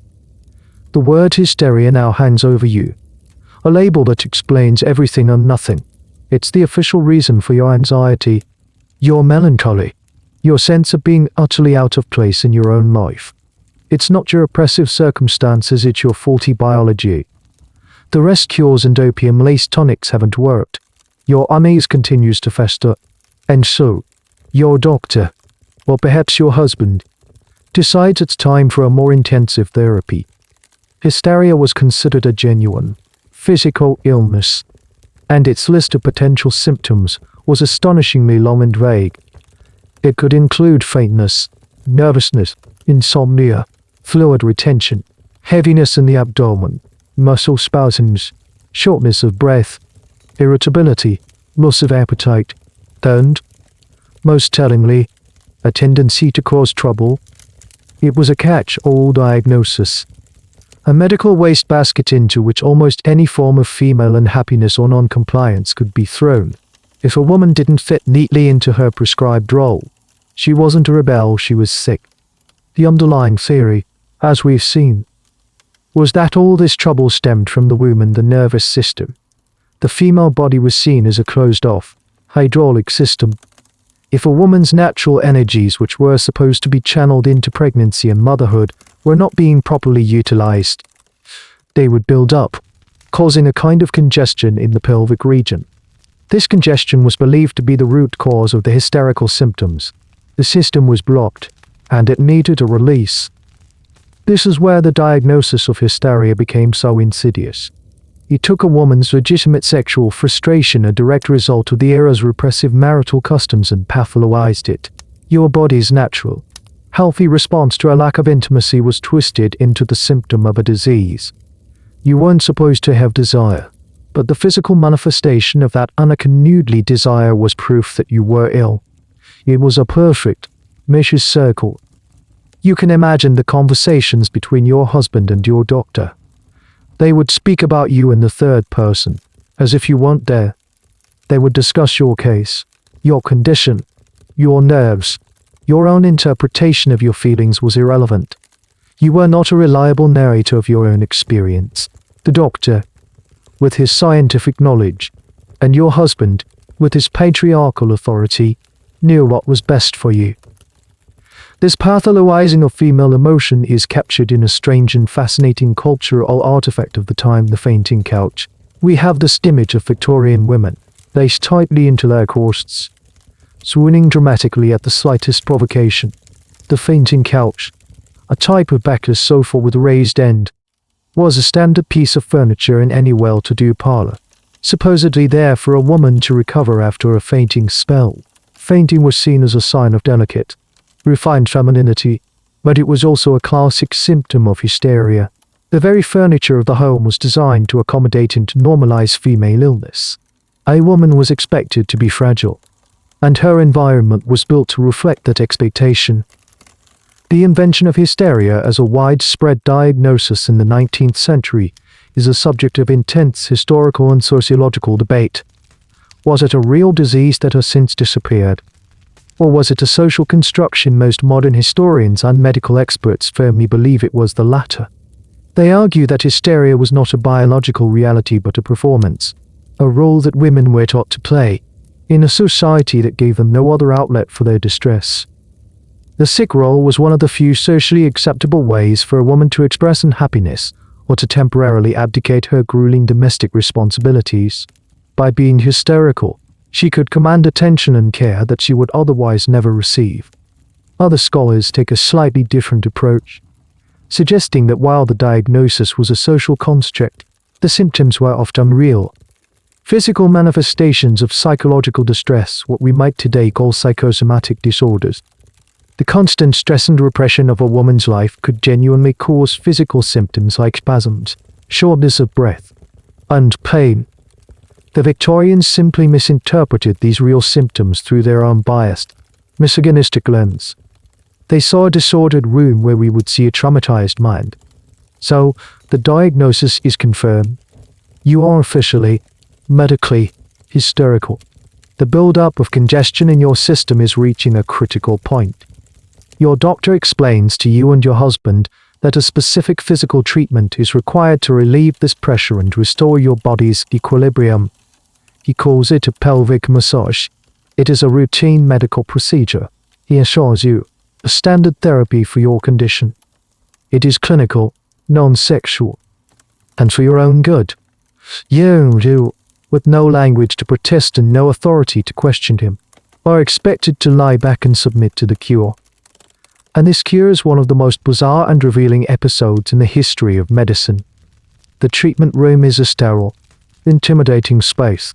It's the same doctor's office, but the atmosphere has shifted from consultation to procedure. You are instructed to lie down on a medical couch, your heart pounding with a mixture of fear and confusion. The doctor assures you, in his cold, authoritative voice, that this is a perfectly routine therapy. The goal is to manually manipulate the pelvic region, to relieve the vascular congestion that is causing your hysterical symptoms. He calls it a pelvic massage. What followed was, by any modern definition, a clinical absurdity. The doctor would proceed to manually stimulate the patient's genitals. He would do this with a detached, clinical air, as if he were setting a broken bone or lancing a boil. The goal of this massage was to induce what was then called a hysterical paroxysm. We would call it an orgasm. This is the central, mind-boggling paradox of the whole affair. In a society where female pleasure was denied, erased, and considered a sign of immorality, the one place it was regularly and clinically induced was in a doctor's office, by a male doctor, as a cure for a fictional disease. The act was stripped of all its emotional and relational context. It was not pleasure.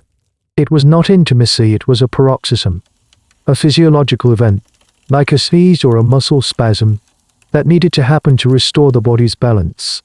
The woman herself was almost incidental to the process. Her body was simply the machine upon which the doctor was working. You can just imagine the scene.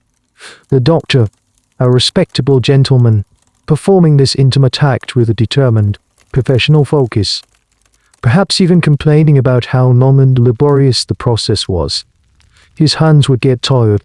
It was hard work, bringing a patient to paroxysm, for the woman on the table, The experience must have been a vortex of conflicting emotions: shame, confusion, physical sensation that she had been taught was wrong, and a strange sense of relief, all administered by a figure of authority who insisted the entire experience was completely non-sexual. This practice was shockingly common. For a significant part of the 19th century, it was a standard and accepted treatment for hysteria. Doctors performed it regularly in their offices. Some even made house calls to administer the treatment to their patients in the privacy of their own homes. The sheer labor involved in performing these massages led to a fascinating and telling technological innovation. Doctors, tired of the manual effort required, began to seek out mechanical assistance. This led to the invention of the first electromechanical vibrator. One of the earliest and most successful models was the maneuver, a large, coal-powered contraption invented by a British physician, Dr. Joseph Mortimer Granville. It was marketed to other doctors as a labor-saving device for the treatment of hysteria.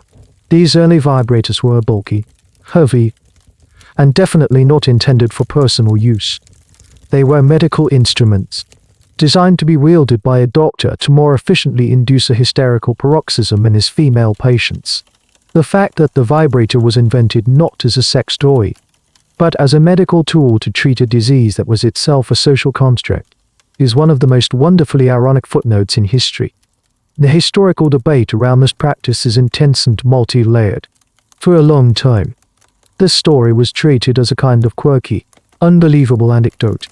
But feminist historians, led by scholars like Rachel Maines, who wrote the landmark book The Technology of the Orgasm, have argued that it needs to be taken seriously as a key example of how female sexuality misunderstood and controlled by a male-dominated medical establishment. They argue that the pelvic massage is the ultimate symbol of medical misogyny. It took a woman's natural sexual needs, relabeled them as a disease, and then sold her a cure that was administered on a man's terms, completely divorced from her own desire or agency.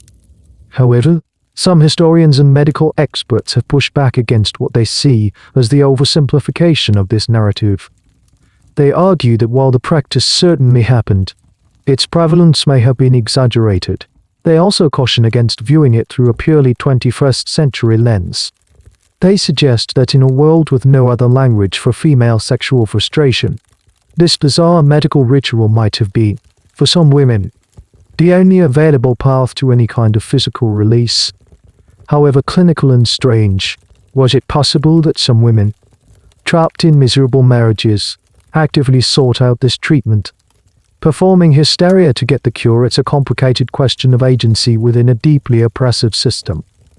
The debate essentially asks, were these women purely victims of a misogynistic practice, or were they, in some cases, a clever lie in the system to get something they needed, even if they couldn't ask for it directly? Eventually, the practice began to fade. The rise of psychoanalysis, pioneered by figures like Freud, began to shift the understanding of hysteria from a physical ailment of the womb to a psychological ailment of the mind. The talking cure began to replace the touching cure, but the legacy of the pelvic massage and the hysteria diagnosis lingered. A stark reminder of a time when female experience was so profoundly pathologized that a doctor's hand, and later machine, was seen as the solution to a woman's unhappiness. But what happened to the women who couldn't afford a private doctor for their hysteria? What about the women who were deemed not just sick, but truly fallen? Their fate was often much, much bleaker. Not every woman who deviated from the ideal of the angel in the house was lucky enough to be treated with the doctor's bizarre pelvic massage in a private consulting room. For women without money, status, or a protective husband, a different and far grimmer fate awaited. If you were a poor woman accused of promiscuity, if you had a child out of wedlock, or if you were simply a destitute streetwalker, society had a special place for you. You were considered fallen, a stain on the moral fabric, and you needed to be contained. This is where we return to those institutions we touched on earlier, the Magdalene asylums, or Magdalene laundries, named after the biblical figure of Mary Magdalene, who was traditionally, though incorrectly, identified as a repentant prostitute. These were charitable institutions, usually run by religious orders, with the stated mission of rescuing and reforming fallen women. On the surface, it seemed like a noble cause, but the reality of life inside these asylums was often brutal. Imagine you are a young, desperate woman who has been brought to the doors of one of these imposing brick buildings. You might have come voluntarily, seeing it as your only refuge from the streets. Or you might have been brought here by a parish priest or a concerned family member trying to hide the shame of your sin. The moment you step inside, the heavy doors lock behind you, and your old life is over. You are stripped of your name and given a new one, like Sister Agnes or Penitent Mary, to erase your past identity. Your clothes are taken away and replaced with a coarse, plain uniform. Your days are governed by a strict regimen of prayer, silence, and, above all, punishing labor. The most common form of this labor was laundry. For 10 to 12 hours a day, 6 days a week, you would be standing over a steaming vat of boiling water. Your hands raw and red from harsh slice-opened endless scrubbing. The work was deliberately chosen for its difficulty and its symbolism. You were literally washing away your sins in a grueling, physical penance. The laundries were often highly profitable, taking in washing from local businesses, barracks, and even respectable households. The institutions ran on the unpaid labor of their penitent inmates. Silence was strictly enforced for long periods of the day. The goal was to force you into quiet contemplation of your sins, any infraction of the rules speaking out of turn. Not working hard enough would be met with harsh punishment, which could include solitary confinement, bread and water diets, or humiliating public shaming. You were cut off from the outside world, letters were censored, and visits from family, if allowed at all, were rare and supervised. Many women spent years, or even their entire lives, locked away in these institutions. It was less a sanctuary and more a prison, operated under the guise of Christian charity. This brings us to a peculiar and chilling detail of the asylum system: the receiving process. When a woman first entered, she would often be placed in a probationary ward, separated from the other inmates. Here, she would be subjected to an intense period of moral and religious interrogation, pressured to confess the full extent of her sinful past. This confession was seen as the first and most crucial step toward her redemption. It was a process designed to break her spirit and remold her in the institution's image of a proper, penitent woman. While the Magdalene laundries were primarily for the morally fallen, the state had its own institutions for those deemed mentally unfit, the lunatic asylums. And the definition of lunacy could be terrifyingly broad, especially for women. A woman could be committed by her husband or a male relative for a host of reasons that had little to do with actual mental illness. Postpartum depression was often labeled as insanity, rebelliousness, promiscuity, or a refusal to obey a husband's orders could all be used as grounds for commitment. The asylum became a convenient dumping ground for inconvenient women. The historical debate surrounding these institutions is fraught. For a long time, the traditional narrative, promoted by the charities and churches that run them, was one of benevolent rescue. They framed the asylums as havens of compassion that saved thousands of women from a life of degradation and disease. However, starting in the late 20th century, a wave of revisionist history began to emerge, fueled by the testimony of survivors and a more critical examination of institutional records. This new scholarship paints a much darker picture. It frames the Magdalene laundries not as charities, but as a system of social control and economic exploitation. These historians argue that the asylums were designed to enforce and uphold the rigid sexual double standard of the era. They punished women for the very acts that their male clients engaged in with impunity. They were a tool for hiding the problem of female sexuality that didn't conform to the domestic ideal, literally locking it away behind high walls. The debate continues today: were these places of rescue, of punishment, or a complex and troubling mixture of both? As you imagine the endless, steamy drudgery of the laundry, the raw hands, the enforced silence, and the loss of identity, you see the ultimate consequence of being a woman who falls outside the system. The Victorian world had two neat boxes for women: the angel in the house and the fallen woman. If you couldn't or wouldn't fit into the first, society had a variety of mechanisms, from a doctor's diagnosis to a locked asylum, to force you into the second. But all this time, while the women were being diagnosed, controlled, and reformed, what were the men, the respectable gentlemen, doing? They were indulging in a whole other world of forbidden pleasures, one that came not in a plain brown wrapper, but between the covers of a book. While their wives were being prescribed dressed cures for their overstimulated nerves, and fallen women were scrubbing their sins away in laundries, the respectable Victorian gentleman had his own secret outlet, one that could be tucked away discreetly on a high shelf in his private study. This was the golden age of clandestine pornography. The very same society that publicly clutched its pearls at the slightest hint of immorality was, in private, consuming vast quantities of erotic literature. The 19th century witnessed an unprecedented explosion in the production and circulation of obscene books, pamphlets, and prints.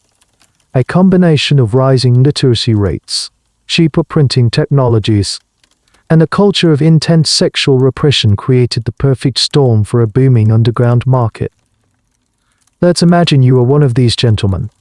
You might belong to a special subscribers club, a discreet publisher, often operating out of a back alley print shop in a place like Holywell Street in London, notoriously nicknamed Booksellers Row, would send you a catalogue of his latest offerings. The books had wonderfully lurid and suggestive titles, like The Lustful Turk or The Romance of Chastisement. You would place your order, and the book would arrive, delivered in a plain, unmarked package. You would retreat to your study or your gentleman's club, lock the door, and open the volume. What you found inside was a world away from the sanitized novels of Dickens or Thackeray that your wife was allowed to read. The prose was often overwrought and formulaic, but the content was explicit, detailing every kind of sexual act imaginable, with a particular and very Victorian focus on certain themes. One of the most dominant and peculiar fetishes of the era, reflected in countless pornographic works, was the obsession with flagellation, or wicking. Book after book, like the infamous multi-volume epic The Pearl, was filled with long, incredibly detailed scenes of governesses spanking their charges, masters whipping their maids, or headmistresses disciplining their schoolgirls. The settings were almost always ones of strict authority and hierarchy: the schoolroom, the domestic household, the brothel. This obsession with birching and whipping reveals so much about the Victorian psyche. In a society obsessed with discipline, control, and corporal punishment, it was standard practice in schools and homes. The act of spanking became erotic eyes. It was a way to explore themes of power, dominance, and submission in a sexual context. The pain and humiliation were linked with pleasure, a way to break through the rigid, passional exterior of everyday life. It was the ultimate expression of the era's fascination with punishing the body to excite the senses. The characters in these stories were often stereotypes that played on the class and gender anxieties of the time. You had the innocent, virginal maiden being initiated into the ways of the world by an experienced older man or woman. You had the sexually rapacious housemaid, a figure of temptation who threatened the purity of the middle-class home. And you had the stern, domineering governess or headmistress, a figure of authority who secretly harbored her own deep-seated lusts. These stories allowed the male reader to indulge in fantasies that broke all the rules of his public life, all from the safety of his armchair. The production of this material was a risky but lucrative business. Publishers and booksellers were constantly at risk of being raided by the police or prosecuted by organizations like the Society for the Suppression of Vice. This led to a cat-and-mouse game. Printers would use false imprints, claiming the books were published in Paris or Brussels to avoid prosecution under British obscenity laws. The books themselves were often cheaply made, with flimsy paper and bad printing, designed to be read quickly and then hidden or destroyed. The historical debate here centers on the readership. Who was actually buying and reading this stuff? The moral crusaders of the day claimed that this filth was corrupting the youth and the working classes. They painted a picture of cheap, obscene pamphlets poisoning the minds of the nation's impressionable poor. However, modern historians who have studied the surviving material and subscription lists have come to a very different conclusion. They argue that the primary audience for this material was not the working class, but the educated, affluent, middle and upper class men, the very gentlemen who were supposed to be the moral guardians of the nation. The books were expensive to produce and buy.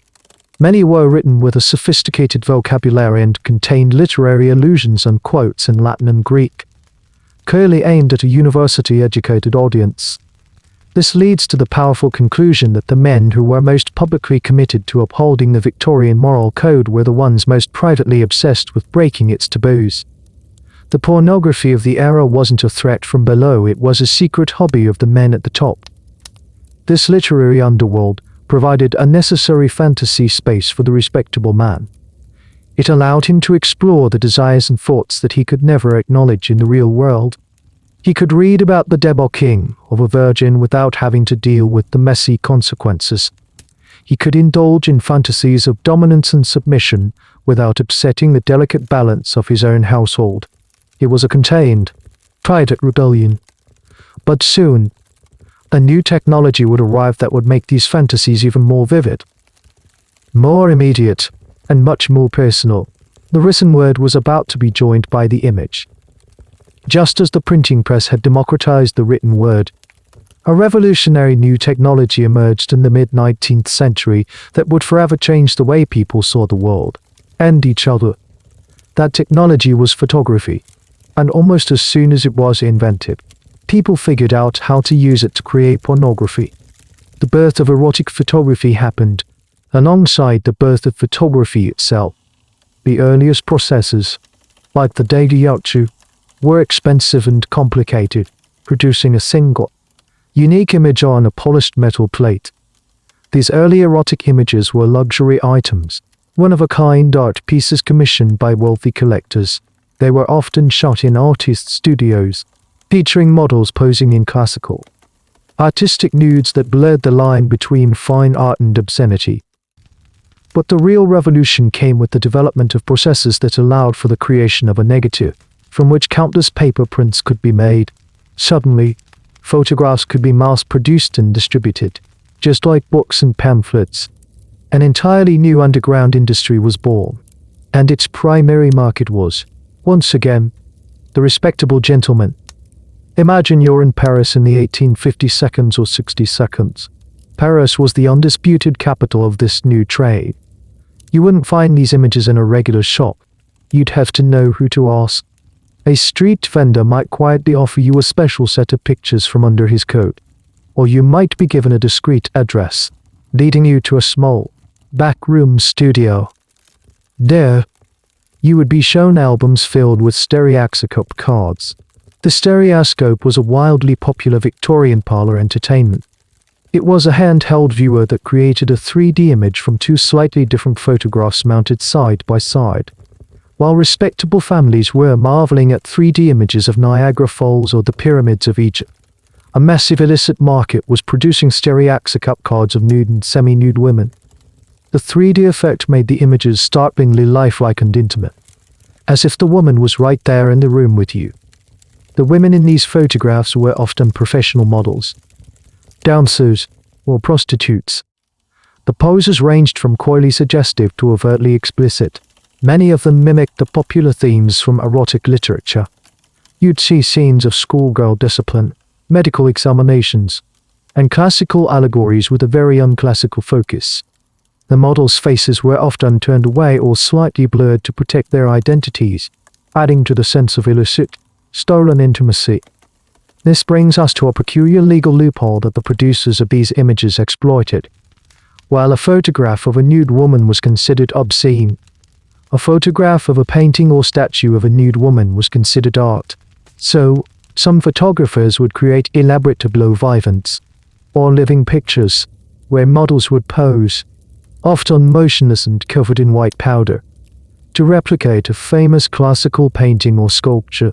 They would then photograph this scene. It was a flimsy but sometimes effective defense against prosecution. I wasn't photographing a naked woman. Your Honor, I was documenting a work of art. These photographs were smuggled across the English Channel, hidden in the false bottoms of suitcases or sewn into the linings of coats, and sold in the same secret networks as the erotic books. They were small, easy to hide, and offered a level of realism that no drawing or engraving could match. For the Victorian man, they provided a direct, visual confirmation of a world he was supposed to pretend didn't exist. He could own a tangible image of female magnesis, a body that was not the idealized, desexualized body of his wife. The historical debate around early erotic photography is fascinating. Are these images simply historical pornography, or should they be considered a form of folk art or social document? Some art historians and collectors argue for their artistic merit, pointing to the skilled use of lighting, composition, and posing in many of the images. They see them as part of the broader history of the nude in art, a new technological medium exploring a traditional subject. Feminist and social historians, on the other hand, tend to view them more critically. They argue that these photographs are powerful documents of sexual exploitation. They highlight the power imbalance between the male photographer and his often poor and vulnerable female model. They see the images not as art, but as a clear manifestation of the male gaze, reducing the female body to a passive object of consumption for a male viewer. The debate forces us to confront uncomfortable questions. Can an object be both a work of art and a tool of exploitation? Does the historical distance change how we should view them? As you picture the gentleman in his private study, the door locked, peering through his stereoscope at a 3D image of a Parisian model, you see the profound psychological split of the era in its most vivid form. In one part of his life, he championed an ideal of female purity, so extreme that it denied women's very physicality. In another, secret part of his life, he consumed images that reduced women to nothing but their physicality. The photograph made the hypocrisy tangible. It was a secret little window into a forbidden world, a world that existed in parallel to the respectable one, a world that was often headquartered in the one place a man could be free from the judgment of women his club.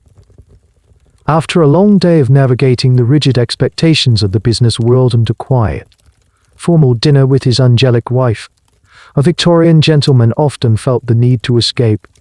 His home was a sanctuary of purity, but it was also a place of immense constraint.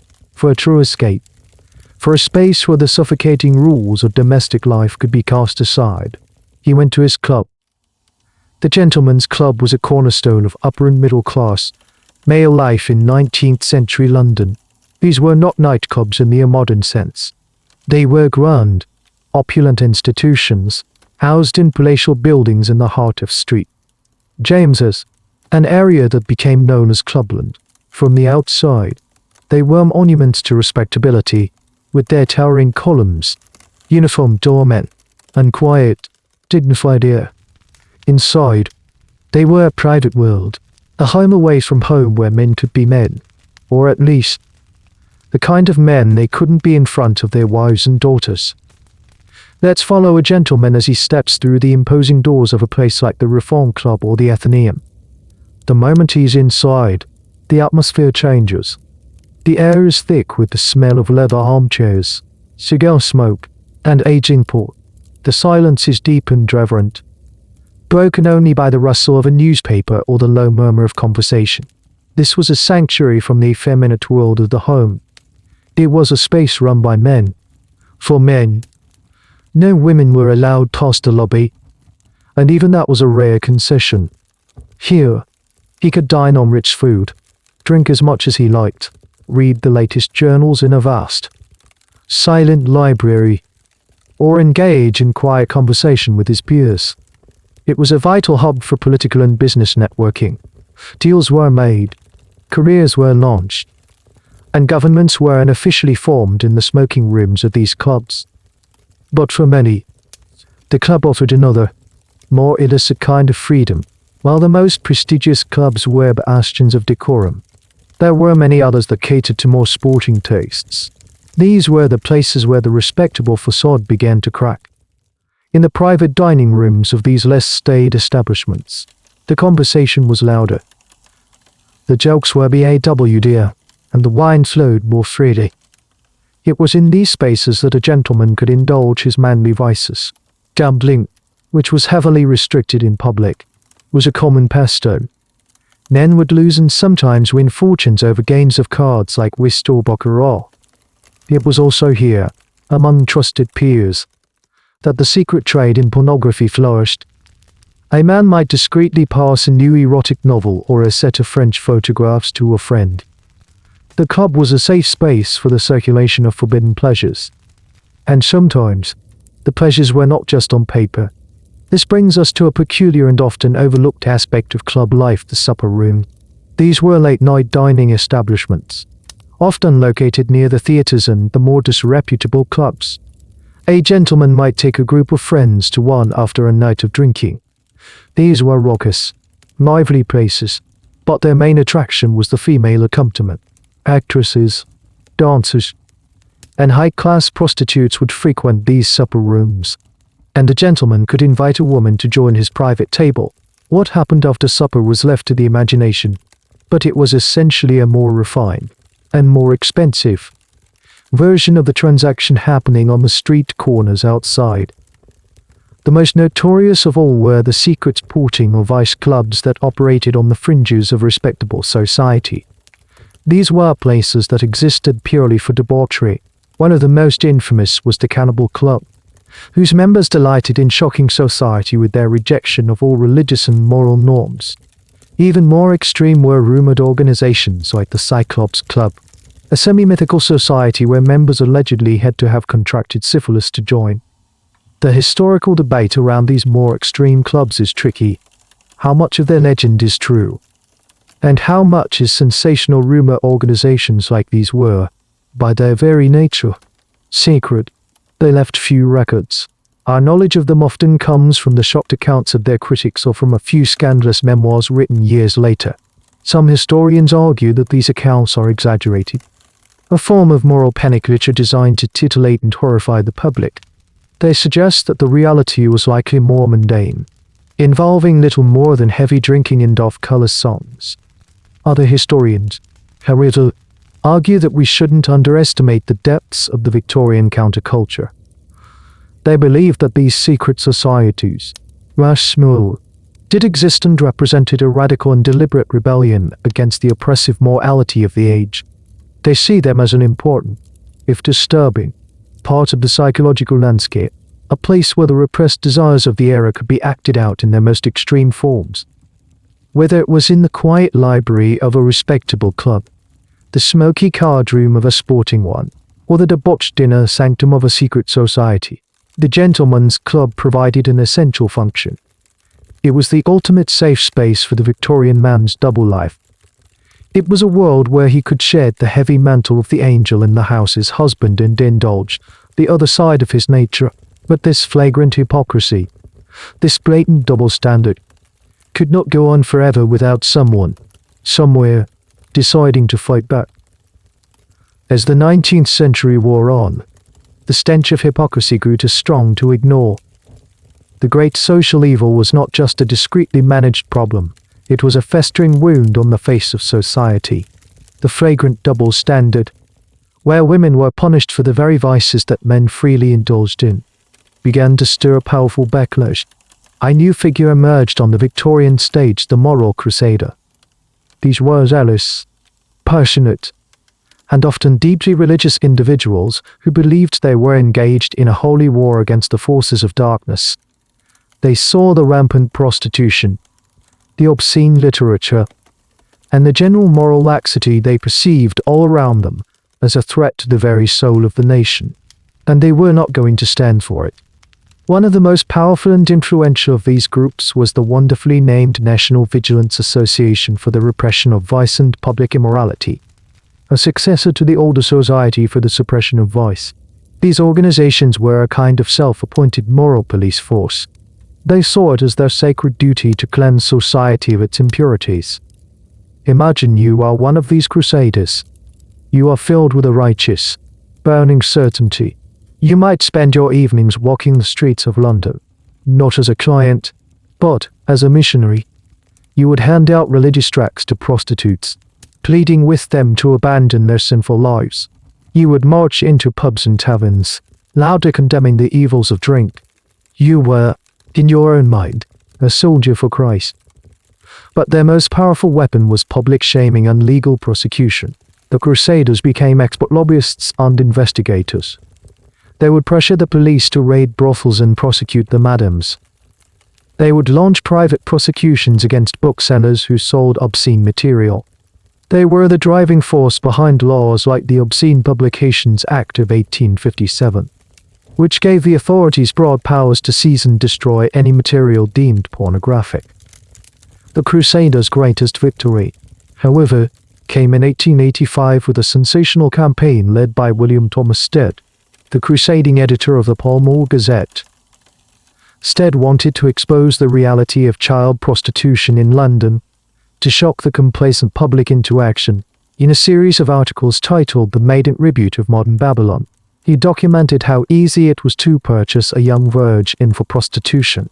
To prove his point, he arranged the purchase of a 13-year-old girl named Eliza Armstrong from her mother for £5. The story caused a massive public outcry. The nation was horrified. Stead's journalism, while ethically dubious by today's standards, he was actually sent to prison for his actions, as he had failed to get the father's consent for the sale, was incredibly effective. The public furor led directly to the passage of the Criminal Law Amendment Act of 1885, which raised the age of consent from 13 to 16.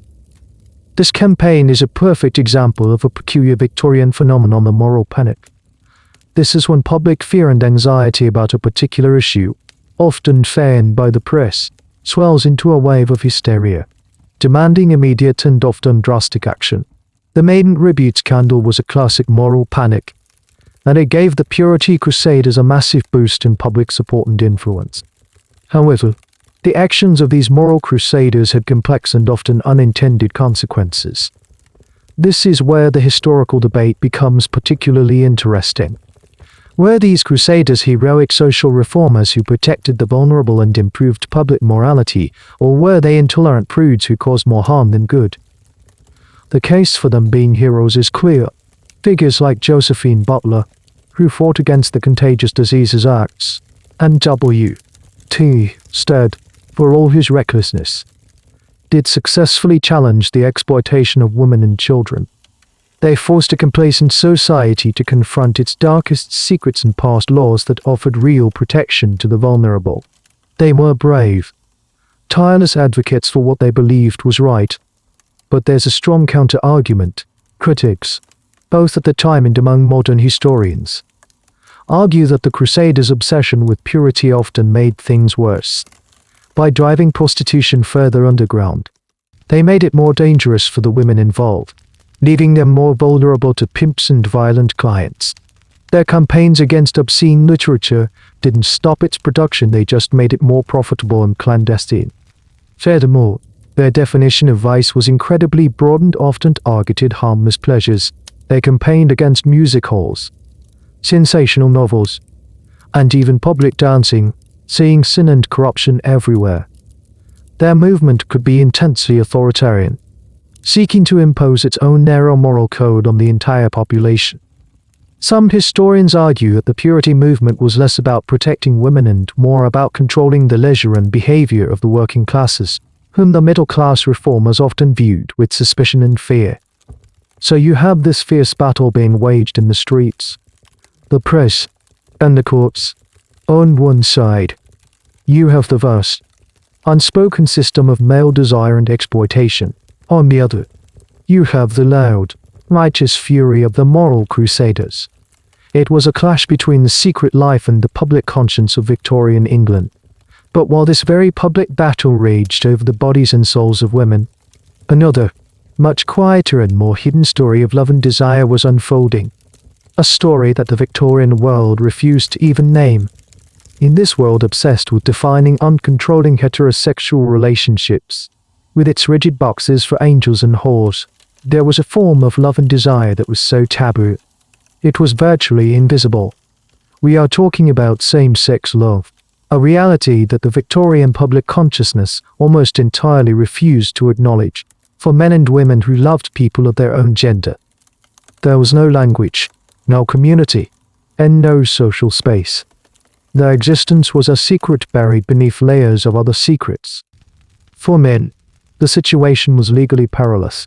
While female homosexuality was not illegal, a fact often attributed to the apocryphal story that Queen Victoria simply couldn't believe such a thing existed. Male homosexuality, or sodomy, was a serious crime, historically punishable by death.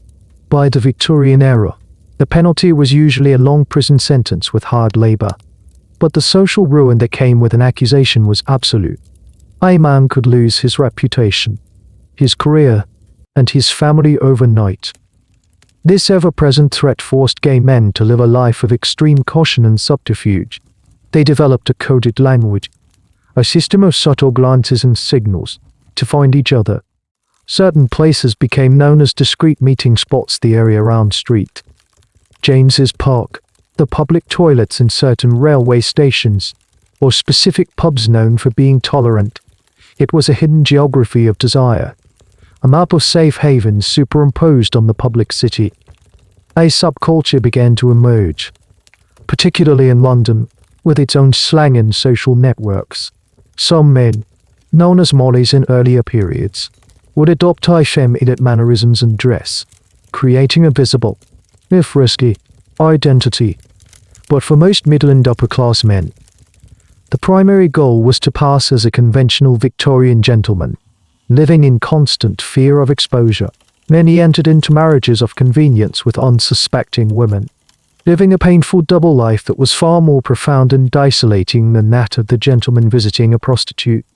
For women, the situation was different, but no less complex, because female same-sex relationships were not criminalized. They were, in a strange way, more possible, but only if they remained completely invisible and unspoken.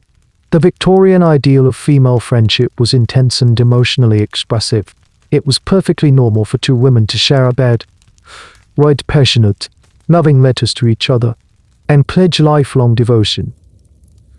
These relationships were seen as pure, spiritual, and completely non-sexual, a safe practice for the passional sex. This created a unique space for lesbian and bisexual women to live out their relationships in plain sight. A romantic friendship between two unmarried women, known as spinsters, was a socially acceptable arrangement. They could set up a household together, a so-called Boston marriage, and live as a devoted couple, and society would simply see them as two dear friends. As long as they maintained the fiction of a pure, non-physical bond, they were left alone. This brings us to a wonderfully ambiguous and telling piece of Victorian culture: the poetry of women like Christina Rossetti. Her famous poem Goblin Marketeers, on the surface, a fairy tale about two sisters, Laura and Lizzie, and the temptations of magical goblin fruit. But it can be read as a powerful allegory for female desire, temptation, and salvation, with deeply homoerotic undertones in the scene where one sister saves the other by offering her own body, smeared with the dangerous fruit juice, to be kissed and licked. It's a perfect example of how same-sex desire could be expressed artistically, as long as it was veiled in symbol and metaphor.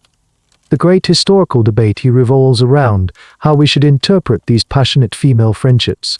Were these women lesbians in the modern sense of the word? Some historians argue forcefully that yes, we should see these relationships for what they were: loving, lifelong partnerships that very likely included a physical, sexual component, even if it was never recorded.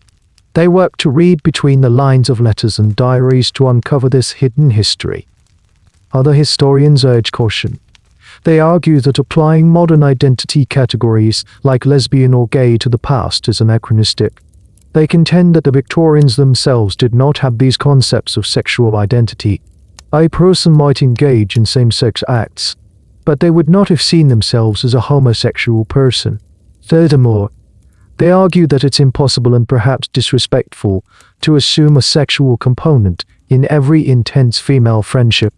They believe we should respect the ambiguity of the historical record and not impose our own modern understanding of sexuality onto the past. The debate is a sensitive one, touching on fundamental questions about how we write history and how we understand identity across time. Towards the end of the century, this world of unspoken secrets was about to be dragged violently into the light. The catalyst was the infamous trial of the brilliant Irish writer and wit, Oscar Wilde, in 1895.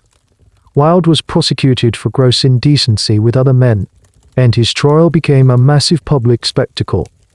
The details of his relationships and the London homosexual subculture were laid bare in the newspapers for all to see.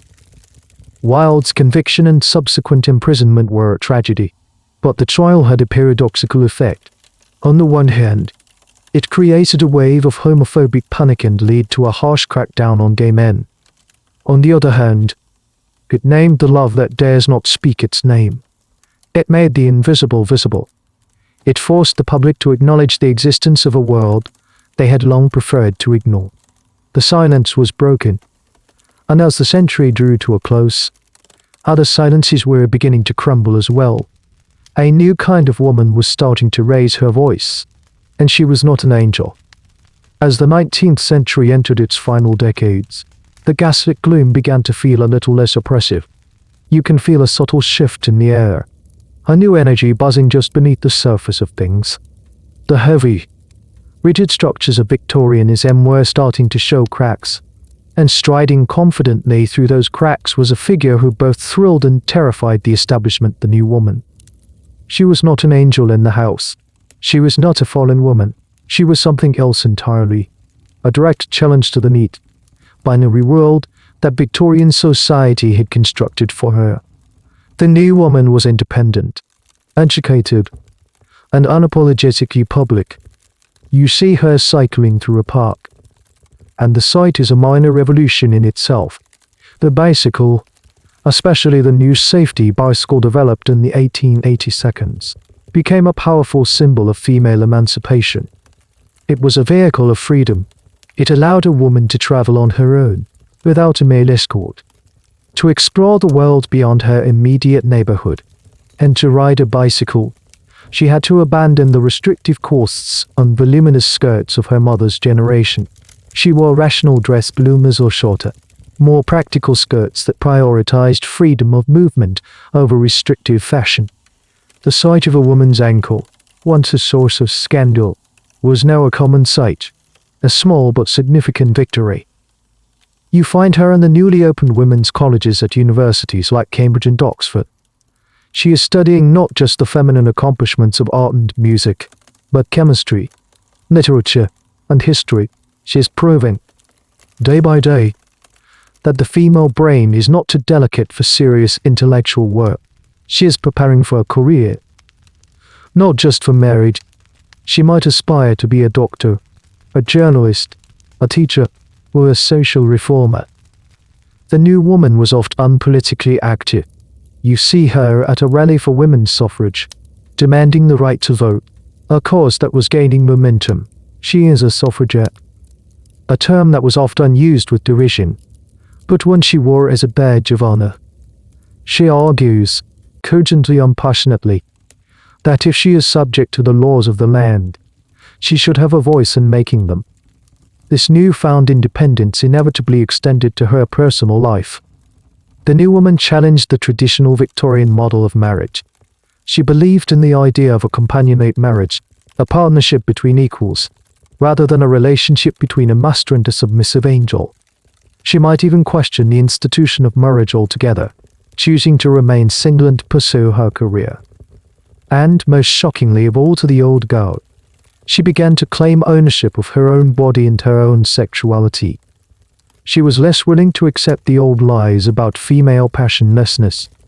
She might read the works of progressive thinkers and early sexologists, seeking knowledge rather than ignorance. She was beginning to articulate the idea that she, too, had desires and the right to a fulfilling intimate life. This brings us to a peculiar detail that captures the establishment's fear of this new figure, the anti-New Woman cartoon.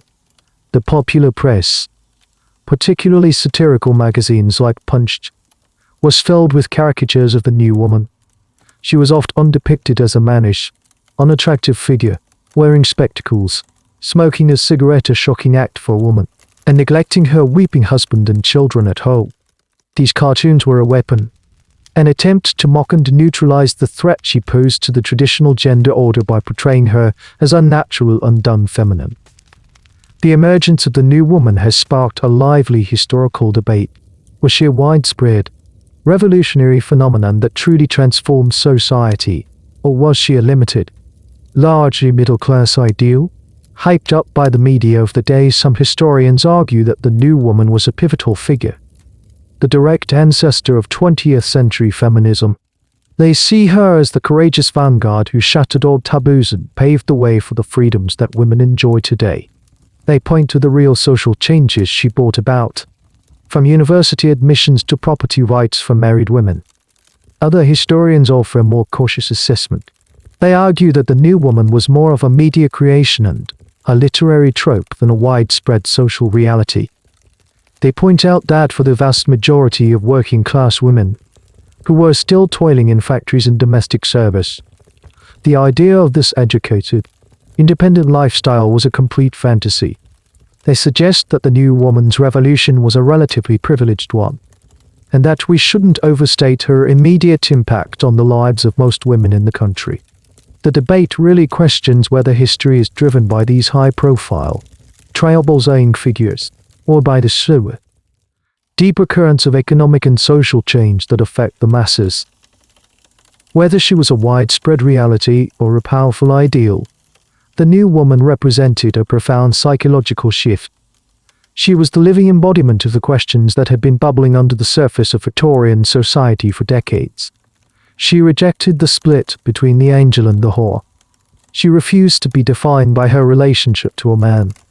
She was demanding to be seen as a whole person, intelligent, capable, and, yes, even sexual. And she wasn't alone.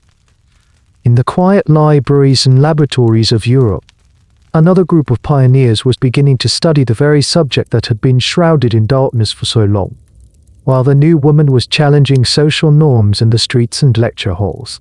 A different kind of revolution was beginning in the quiet, dusty studies of a few brave and often condemned thinkers. These were the early sexologists, the first generation of doctors and researchers who dared to approach the subject of human sexuality not as a moral issue, but as a scientific one. They were the ones who started to let the light into the dark, secret room of Victorian desire.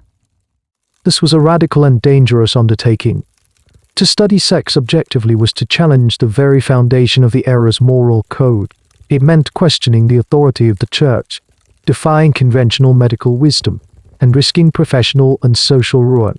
These pioneers were often branded as perverts, their work dismissed as pornography masquerading as science. Let's meet one of these key figures. His name is Havelock Ellis. He is an English physician and writer, a quiet, scholarly man with a flowing beard and a deeply curious mind. Ellis, along with contemporaries like the German Magnus Hirschfeld and the Austrian Richard von Krafft-Ebing, began the monumental task of simply observing and cataloguing human sexual behavior. They collected case histories, interviewed hundreds of men and women, and read everything they could find on the subject, from ancient texts to modern medical reports. Their work was groundbreaking because it treated sexual variation not as a sin or a crime, but as a part of the natural spectrum of human experience. Krafft-Ebing's famous 1896 work, Psychopath Asexual is, while sensational and often judgmental in its tone, was one of the first serious attempts to classify what were then called perversions. He gave names to things like sadism and masochism and, crucially, began to medicalize homosexuality rather than just criminalize it. It was a problematic first step, but it was a step away from pure moral condemnation. Havelock Ellis went much further. Over several decades, he compiled his magnum opus, a multi-volume work called Studies in the Psychology of Sex.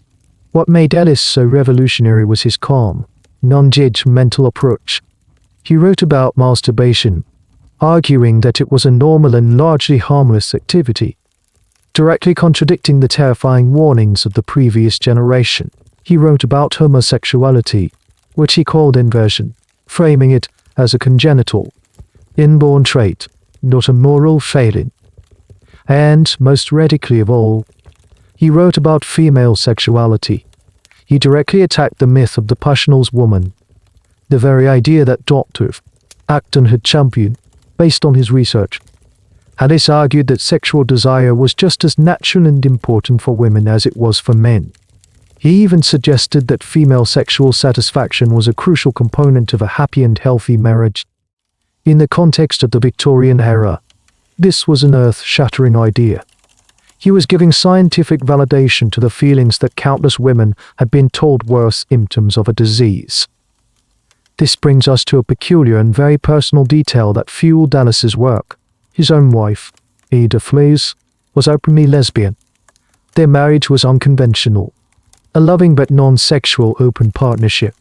This personal experience undoubtedly gave Ellis a unique and empathetic perspective on the diversity of human relationships and sexual expression. He wasn't just studying these things from a detached, clinical distance, he was living them. The work of these early sexologists was, of course, hugely controversial. Ellis's first volume on inversion was prosecuted for obscenity in Britain, and he was forced to publish the rest of his work in the United States. They were accused of corrupting public morals and giving a platform to depravity. The establishment saw them as a profound threat. The historical debate around these figures is complex. Were they heroic, enlightened pioneers of sexual liberation, or were they just another group of men, albeit more scientific ones, trying to define, classify, and control human sexuality? On the one hand, their contribution to a more humane and tolerant understanding of sex is undeniable. They fought against ignorance and prejudice. They provided the intellectual framework for future movements for LGBTQ rights and female sexual emancipation. Figures like Magnus Hirschfeld, who was both gay and Jewish, became tireless advocates for social reform in Germany, founding the world's first organization and journal dedicated to homosexual rights. On the other hand, their work was a product of its time and is filled with problematic ideas. They were obsessed with classification, with putting people into neat little boxes. Their case histories often read as voyeuristic and pathologizing. They were still deeply influenced by the theories of eugenics and biological determinism that were popular at the time. Some feminist critics argue that even in their liberated view of female sexuality, they were still defining it in relation to men, framing it as important primarily because it made for better wives and healthier marriages. The debate asks whether it's fair to judge these pioneers by today's standards, or if we should see them as flawed but necessary transitional figures, a bridge between the darkness of Victorian repression and the beginnings of a modern understanding of sex. As the 1890s drew to a close, these new ideas were beginning to seep into the public consciousness. The old certainties were crumbling. The new woman was demanding her rights. The sexologists were publishing their challenging findings. The trial of Oscar Wilde had forced a hidden world into the open. The entire, elaborate, hypocritical structure of Victorian sexuality was groaning under the strain. And then, in January 1901, the ultimate symbol of the era, the Queen herself, passed away, and the world held its breath to see what would come next. In the cold, grey dawn of January 22nd,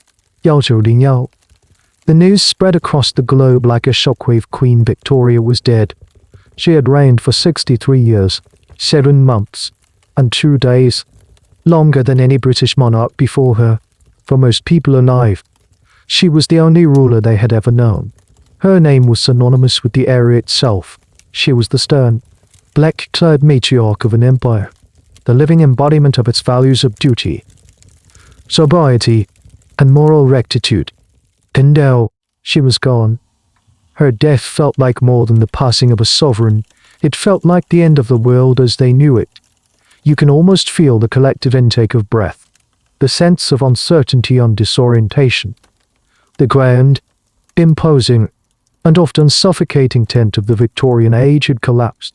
The central pillar was gone, and no one was quite sure what the new structure would look like. The immediate aftermath was a period of intense, performative mourning. The entire nation was draped in black. The newspapers were filled with reverent eulogies. But beneath the public display of grief, there was a palpable sense of release.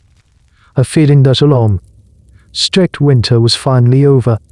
The Queen's own son and heir, the future King Edward VII, was the living symbol of this change. Edward, or Bertie as he was known, was in his late 50s when he finally took the throne. And he was everything his mother was not. While Victoria had retreated into a life of perpetual mourning and seclusion after Prince Albert's death, Bertie was a man of the world. He was a bon vivant, a sportsman, a gambler, and a notorious womanizer. He loved good food, fine wine, fast horses, and beautiful women. He was the unofficial leader of the Marlborough House set, a fast-living, pleasure-seeking circle of aristocrats who had chafed under the strictures of his mother's court. He had even been a patron of the famous court same, Catherine Skittles Walters, and was linked to countless other affairs. His ascension to the throne signalled an immediate and dramatic shift in the tone of British society. The sombre, black-clad court of Victoria was replaced by the glittering, champagne-fueled world of the Edwardians. It was as if someone had thrown open the windows of a stuffy, sealed room and let the fresh air in. The moral hypocrisy didn't vanish overnight. Of course, that the public performance of piety was no longer a requirement for social acceptance. A certain worldliness, a tolerance for pleasure and even a little scandal, became fashionable. You can see this change reflected in the arts. The heavy, moralizing novels of the mid-Victorian period gave way to the witty social comedies of Oscar Wilde and George Bernard Shaw, and later the more psychologically complex and sexually frank works of writers like D.H. Lawrence and Virginia Woolf. The focus shifted from public morality to private consciousness. For women, the death of the Queen and the dawn of a new century seemed to promise a new chapter. The new woman of the 1892 evolved into the more militant and organized suffragette of the Edwardian era. Their campaigns for the vote became more daring, their voices louder. The changes they had been fighting for were no longer radical dreams but seemed like tangible possibilities. This moment of transition brings us to a final, quirky detail from the very end of Victoria's reign: the moral panic over hooliganism. In the late 1892s, the press was filled with sensational stories about violent working-class youth gangs, the hooligans, who were supposedly terrorizing the streets of London. These stories tapped into a deep-seated anxiety about social decay and the decline of the nation's moral fiber. The hooligan was seen as the frightening, anarchic offspring of the grimy, godless city, a symbol of everything that was wrong with the modern world. This panic over hooliganism is a fascinating subject of historical debate. Was it a real and significant crime wave, a genuine sign of social breakdown at the end of the century, or was it, like so many other Victorian panics, a media-driven fantasy that projected middle-class fears onto the working class? Some historians argue that youth violence was a real problem and that the hooligan represented a genuine challenge to authority. More cynical historians, however, see the panic as a classic case of scapegoating. They argue that as the old moral certainties of the Victorian era began to crumble, society needed a new bogeyman. The figure of the hooligan served as a convenient vessel for all the anxieties about urbanization, immigration, and the perceived decline of British power and prestige. The debate highlights how, even at its very end, the era was still grappling with its deep-seated fears of the unruly classes below. The death of Queen Victoria did not magically solve all the problems we've explored: the double standards, the poverty, the diseases, the ignorance. They all continued into the 20th century. But her passing marked a clear and undeniable turning point.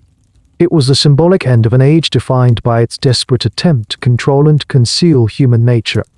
The heavy velvet curtains had been twitching for years, and now they were finally being pulled back.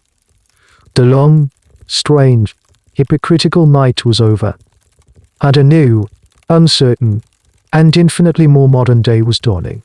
As we look back on that night, we might be surprised to find just how much of its strange gloom still clings to us.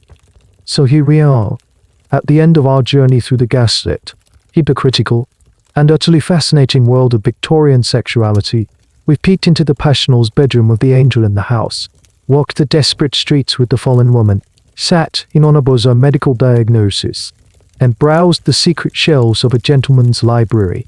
It feels like a lifetime ago. A world so alien and repressed that we can hardly imagine it. And yet, if you listen closely, you can still hear the echoes of their anxieties in our own time. We are, in many ways, still living with the Victorian hangover. Think about the persistent and often contradictory messages we still receive about sex. On the one hand, our modern culture is saturated with it in advertising, in movies, on the internet. It's everywhere, open and commercialized in a way that would have made a Victorian gentleman both gasp and secretly rejoice. But on the other hand, how many of us received a truly open, honest, and comprehensive sex education? The awkwardness, the shame, the feeling that a topic not quite fit for polite conversation that's a direct inheritance from our 19th century ancestors. The talk that never happened still often happens too late, or not at all. The idea that there are good girls and bad girls. The Madonna whore complex that so defined the Victorian era hasn't completely vanished. The slut-shaming that happens online. The way female sexuality is still often judged more harshly than male sexuality. The pressure on women to be sexy but not too sexy. Desirable but not to experience. These are all modern mutations of the old Victorian double standard. The angel in the house may have left the building, but her ghost still haunts the hallways. We see the legacy of the Victorian medical mindset as well. While we no longer diagnose women with hysteria, think about how often female pain or emotional distress is dismissed or minimized by the medical establishment. Conditions like endometriosis or chronic fatigue syndrome, which predominantly affect women, have historically been under-researched and often misdiagnosed as psychological or all in your head. It's a modern echo of the doctor telling his female patient that her suffering is just a case of nerves. Even our debates about pornography have a distinctly Victorian flavor. The arguments haven't changed that much in 150 years. Is it a harmless fantasy, a corrupting influence that damages society, or a true love exploitation? The moral crusaders of today, who fight against the perceived dangers of online pornography, often use the same language of moral panic and social decay as their 19th century counterparts. The battle between the W.T. Stead's and the secret subscribers of Holywell Street continues to rage, just on a different technological platform. One of the most peculiar, and perhaps most subtle, remnants of the Victorian hangover is our relationship with the idea of love and marriage. The Victorian era helped solidify the ideal of the romantic, companionate marriage, but it also loaded it with impossible expectations. The idea that one person, your spouse, should be your passionate lover, your best friend, your intellectual equal, and your lifelong domestic partner is a relatively recent, and very demanding, invention. The pressure to maintain this perfect, multifaceted relationship owes a lot to the reaction against the strict, passional's duty of the Victorian model. We are still trying to figure out how to navigate the ideals they created and the ones we built in their wake. The final, and perhaps most important, historical debate we can have about this entire period is a personal one. How much have we really changed? It's easy to look back at the Victorians with a sense of smug superiority. We see their costs, their ignorance, their hypocrisy, and we congratulate ourselves on how enlightened and liberated we are. But are we historians who take a more cyclical view of history might argue that every era has its own set of repressions, its own hypocrisy, its own unmentionable topics? What are the things that we, in our modern world, refuse to talk about openly? What are the public moral codes we profess to live by? And what are the secret, private behaviors we engage in when we think no one is looking? Perhaps the biggest lesson the Victorians can teach us is not about the specifics of their sexual lives, but about the universal human tendency to create a gap between our public souls and our private desires. They were just particularly, and often tragically, skilled at it. So, as we leave them to their foggy, complicated world, it's worth remembering that the past is never truly past. It's a landscape we carry within us, the prudish, judgmental old queen and the rebellious, pleasure-seeking new woman are still arguing in the back of our collective cultural mind. And understanding their battle helps us understand a little more about our own. The world of the Victorians now begins to fade, the sharp edges of its grand buildings and the faces in its crowded streets softening and blurring, like an old photograph left out in the sun. The rumble of the carriages and the clatter of hooves on cobblestone grow distant, replaced by a gentle, rhythmic hum, the sound of a world settling into a deep and profound quiet. You can feel the weight of their rules, their costs, and their secrets lifting from your shoulders, leaving behind a sense of lightness, a peaceful emptiness.